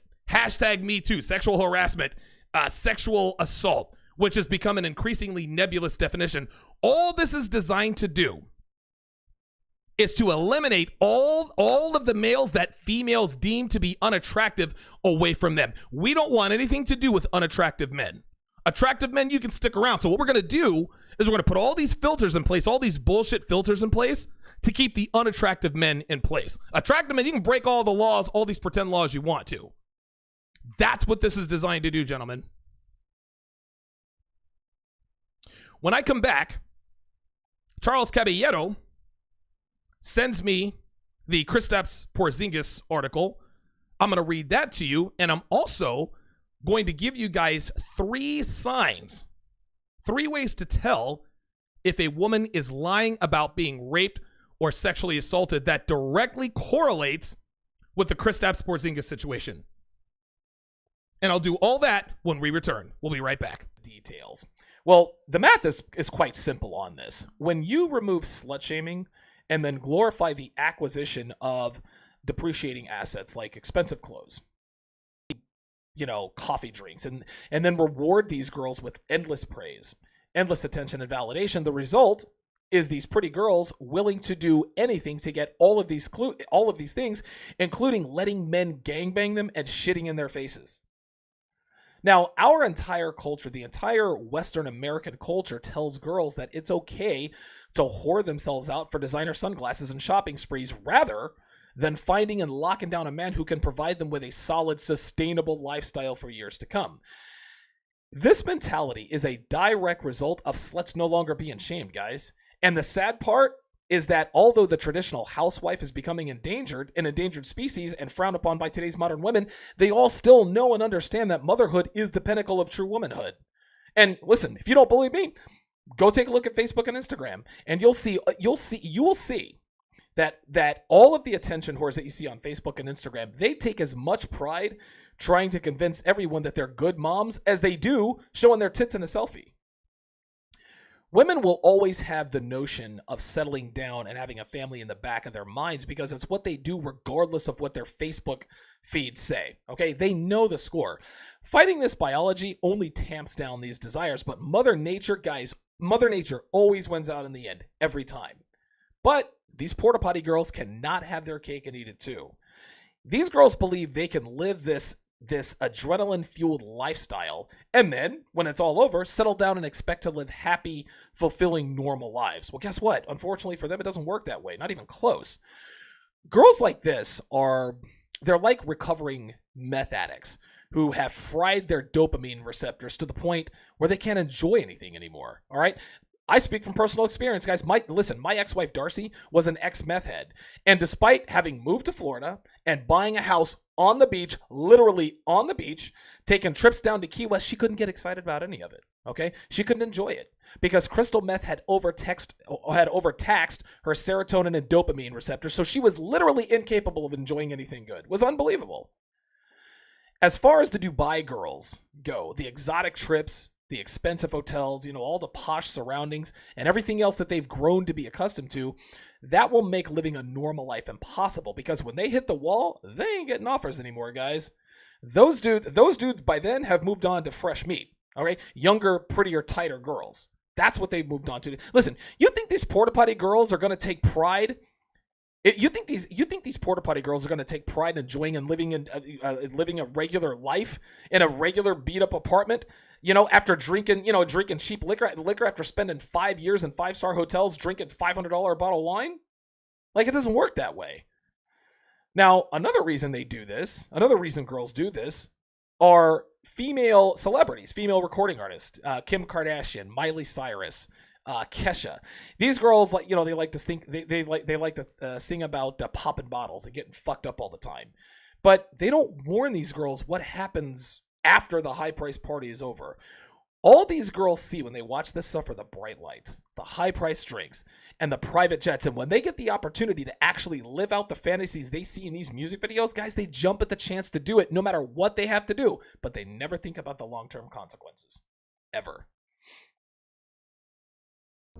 Always trying to say I shouldn't be with that chick. The real reason why is cause you want that bitch, but you ain't never been her type. So they always wanna hate, guess I'm doing something right. You're telling me I broke, dude, what's new? Having money never gonna lay you on top of that. Welcome back to the show. Gonna take you and break you. Episode 433 of TSR Live. They love it when I talk my shit. It's what he said, dude, stay policing my dick. Be sure to sign up for my Patreon, www.patreon.com/Donovan Sharpe. www.patreon.com/Donovan Sharpe. You can get more content like this. I'm going to be dropping another video later today talking about the differences in terms of handling younger women as opposed to handling older women. There are some similarities, but there are also some differences. I have extensive experience with both older and younger women. So whether you prefer younger women, whether you prefer older women, that is definitely a video you definitely need to get your hands on. So a longtime supporter of mine, Charles Caballero, sent me an article entitled "Woman Wanted Knicks to Mediate with Porzingis." This is Kristaps Porzingis. He is now the Dallas Mavericks forward, used to play for the New York Knicks. I'm not going to read this whole article because it looks like it's quite long. But so I'm just going to go ahead and read it, and then I'll tell you guys all of the signs that she is lying. So I'm going to start it here again. This is for the for the listening audience. It says 8 months after a 29-year-old woman said NBA star Kristaps Porzingis raped her inside his apartment, she contacted the New York Knicks legal department to seek, quote, mediate in private, a payment of $68,000 according to emails obtained by ESPN. At the time of the woman's documented communication with the Knicks legal staff, late October through early November, no criminal complaint had been filed with the New York police. The Knicks eventually referred the woman to Porzingis' personal legal representation. So, again, you see the commonality with all of these claims of sexual harassment and rape and sexual assault. What all of these have in common is they never tell the cops. Montreal never got any reports of sexual harassment, and the New York Police Department never got a complaint. This woman never reported Kristaps Porzingis of rape. It goes on to continue. It says ESPN obtained a series of text messages between the woman and Porzingis, as well as emails between her and the Knicks. The texts and emails portray a woman who wanted to pursue a romantic relationship with Porzingis in the aftermath of the alleged assault in February of 2018, but also wanted him to honor what he says was his commitment to contribute $68,000 to a college fund for her brother. So let me get this straight. Porzingis raped you, but then you wanted to start a relationship with him, right? I'll read a little bit more. This said, according to the emails, the woman who lived in the same apartment building as Porzingis told the Knicks that she went to Porzingis' apartment to get his autograph in the late night hours after Porzingis suffered a serious knee injury at Madison Square Garden. This is when he tore his ACL on February 6, 2018. After what the woman told the Knicks was an extremely aggressive encounter, she said Porzingis agreed to co-sign a statement with her that promised his payment of $68,000.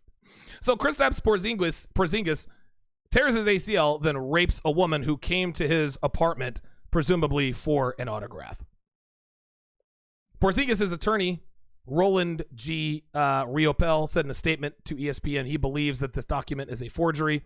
Attempts to reach the attorney for the woman were unsuccessful. And, of course, it goes on, et cetera, et cetera. Michelle Roberts, she's the executive director, blah, blah, blah, blah, blah, et cetera, et cetera. Now, this again, guys, and Derrick Rose had a similar situation with a woman that he was involved with. The long and the short of that story is that Derrick Rose was dating this female, okay? And she agreed, she let him and his homeboys run a train on her. And after him and his homeboys ran a train on this white girl, she tried to then get into a relationship with Derrick Rose. Derrick Rose said, look, bitch, dude, me and my homeboys' dicks have all been in you. I'm not trying to be in a relationship with you.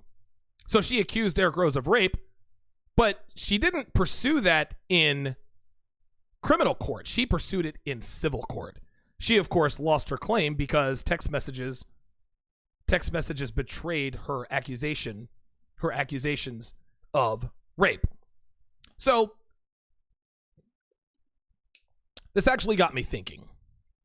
There are a lot of false rape accusations out here, right? And so I decided I came up with a list of 3. There are many ways to tell that a woman is lying about being raped. I'm going to give you guys 3 of the most obvious. Okay, number 1, the number one indicator, the number one indicator that a female is being is lying about being raped. They tell more than one person, but not the police. Gentlemen, a woman who has been forced to have sex against her will, guys, she feels violated and ashamed. Okay? And many of these women, they keep the ordeal to themselves, right? Listen, some may tell a close friend or a confidant and leave it at that. Some may never even tell a soul, not even law enforcement. But a female who has drunken sex with a Tinder match and then decides it was rape the next morning because he left her apartment before she woke up and hasn't heard from him, okay? Hadn't heard from him since, who tells everyone but the cops she's lying. Guys, listen, girls are a lot of things, gentlemen. Stupid isn't one of them. I said this before. They're well aware of the fact that if they go to the police, if they go to law enforcement, they'll be forced to give details about the rape and be subjected to questions that actually require her to prove her claim. If she wasn't really raped, what she'll end up having to do is fabricate a story, which opens up a whole nother can of worms, right? A court of law requires proof. The court of public opinion does not. Women are keenly aware of this. So what do? They go public. They go to social media, knowing full well that in the court of public opinion, in the court of social media, men are guilty till proven innocent. This is how this works. Another false rape accusation tell is when asked why she didn't report the alleged rape to the cops, right? The go-to statements that all these lying bitches seem to use is, well, I was embarrassed, or I didn't want to bring shame. I didn't want to bring shame to my family. So let me get this straight. So you can tell everyone you know about your horrifying and harrowing experience without shame or embarrassment, but you can't give that same story to law enforcement? Now, if a woman accuses a man of rape and doesn't go to the cops, that doesn't necessarily mean that she wasn't raped, okay? But if she doesn't go to the cops, but she tells other people, guys, that is a false rape accusation, bottom line. The second telltale sign that a female is lying through her cum-stained teeth about being raped, this one's easy. The sex was consensual. Guys, I've said in the past that the term date rape, that's a myth, okay? If a woman is not forced to have sex against her will, she was not raped. Whether she knew her assailant or not is immaterial. Neither does the fact that she was out on a date or a meetup. A woman was either raped or she was not. Women use the term date rape to muddy the waters when it comes to the details of any given sexual encounter with the accused. This is what they do. If she knows that she willingly engaged in sex, but then she turns around and makes a false rape accusation, here's what she'll do. She'll say she was date raped to cover up the fact that the sex that occurred was indeed consensual and not forced. Having a one-night stand with a guy who never calls or texts again, that's not rape. Neither is a friend with benefit who ghosts on you after a couple of weeks. So if a woman says she was raped, okay, but then she admits that the sex was consensual, guys, she is making a false rape accusation. Bottom line. Shout out to HS Lee 169 with the $5 contribution. Appreciate that. Number 3, the third indicator that a woman is probably lying about being raped is her offender is rich. Her offender is a man of means. He has money, status, etc. Females are motivated by a lot of things, guys, and money is near the top of that list. Listen, good-looking women, guys, they've used their money to acquire, they've used their looks to acquire money and resources for generations, right? Call girls, strippers, prostitutes who cash out early, to attractive, good girls who are smart enough to make to really take a long-term strategy and marry a high-value guy at a young age. Females know and understand that their aesthetic beauty is and always will be their meal ticket when all else fails. When a female accuses a celebrity, a professional athlete, or a man with an 8-figure net worth, guys, you can bet your ass it's a money grab. Today's attractive females feel entitled to cash and gifts for their vaginas. And so when they're fucked and shucked by a man with wealth, they accuse him of rape to get paid. They couldn't care less if the guy she accuses serves jail time or not. She's in it for the money and nothing else. Again, I referred to this earlier. A couple summers ago, I wrote about Chicago Bulls then point guard Derrick Rose, his false rape accusation ordeal. Aside from the obvious lack of evidence, what tipped me off to this money grab was the fact that his accuser, she didn't want him prosecuted criminally. She pursued justice in civil court and asked for millions in pain and suffering. As I correctly predicted, which isn't really too difficult to do in these cases, Rose easily won his case and he didn't pay that slut a dime. Same city, Chicago Blackhawks forward Patrick Kane. He was also fortunate enough to beat a false rape accusation without having to pay off the accuser. Guys, everyone knows that celebrities, professional athletes, wealthy men, they don't need to rape women. They get pussy thrown at them all the time from every direction. They don't need to. Why take something illegally when it's offered up so freely and frequently? It is for that reason alone that most people, red pill aware or otherwise, know that when a woman makes a rape accusation against a man of financial means and would rather be awarded punitive damage for her pain and suffering rather than seeing her attacker put in prison, guys, that's a false rape accusation. Bottom line. All right. Another great show today, guys. I think we maxed out at just over 100 viewers. Not quite as many as yesterday, but hopefully we will definitely get there. Let me hit the chat here before we get on out of here.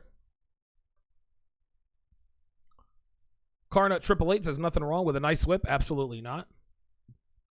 Hellfighter says smash the likes and share. Yes, guys, please share, comment, like, comment, subscribe. Join my Patreon. If you want to contribute to the show, www.streamlabs.com/Donovan Sharpe and the number 1. Desi6819 says, what's up, Donovan? Damn, the studio looks great. Yep. I changed the lighting up a little bit. I darkened it a little bit, and I think it certainly works. Cool and Kofi says, seriously, yo, my boy Donovan, but feeding the ducks, though? Hey, listen, man. It doesn't matter what it is, man. Well, listen, if you can feed the ducks and it leads to a bang, hey, more power to you. I've never done it before. I was just giving an example. Hellfighter says, great call. He was referring to Sean in Tampa.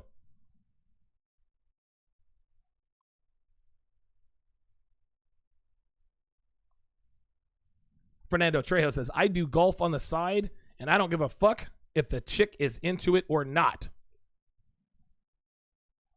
B. Scott likes girls that are 18 to 25. Sean C. says, after sex sandwich is the best. Yes. Will Baglin says, damn, how is Canada worse than the USA? Man, I've heard stories. Listen, talk to Rich Cooper. Talk to Ryan Stone. Those guys are in Canada, man. It's bad up there, especially in cities like Toronto. Freelance Rona says, not the 1,000 cock stare, but maybe the 550 cock stare. All right. Good shit, man.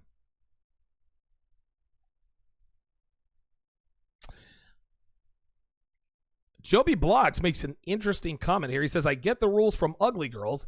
Attractive girls don't tell me about the rules. To me, it seems like it's an ugly thing, but I don't see why.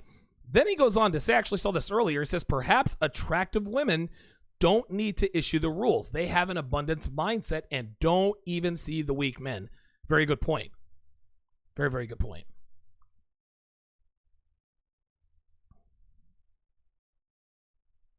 Yes, Wade's editor said she desperately wanted that $68,000. Oh, yeah, absolutely.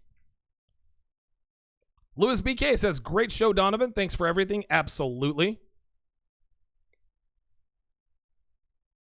Cool and Kofi says, women in America have it so goddamn good, man. I swear. Dude, listen, this is the typical, the more we give females, the more they want. That's always the way it's been. That's always the way it will be, man. Real talk. That's how it is. That's how it is. That's going to do it for this edition of TSR Live. Be sure to sign up for my Patreon. Sign up for the weekly or monthly newsletter. Thanks for watching, guys. We'll see you next time. So close.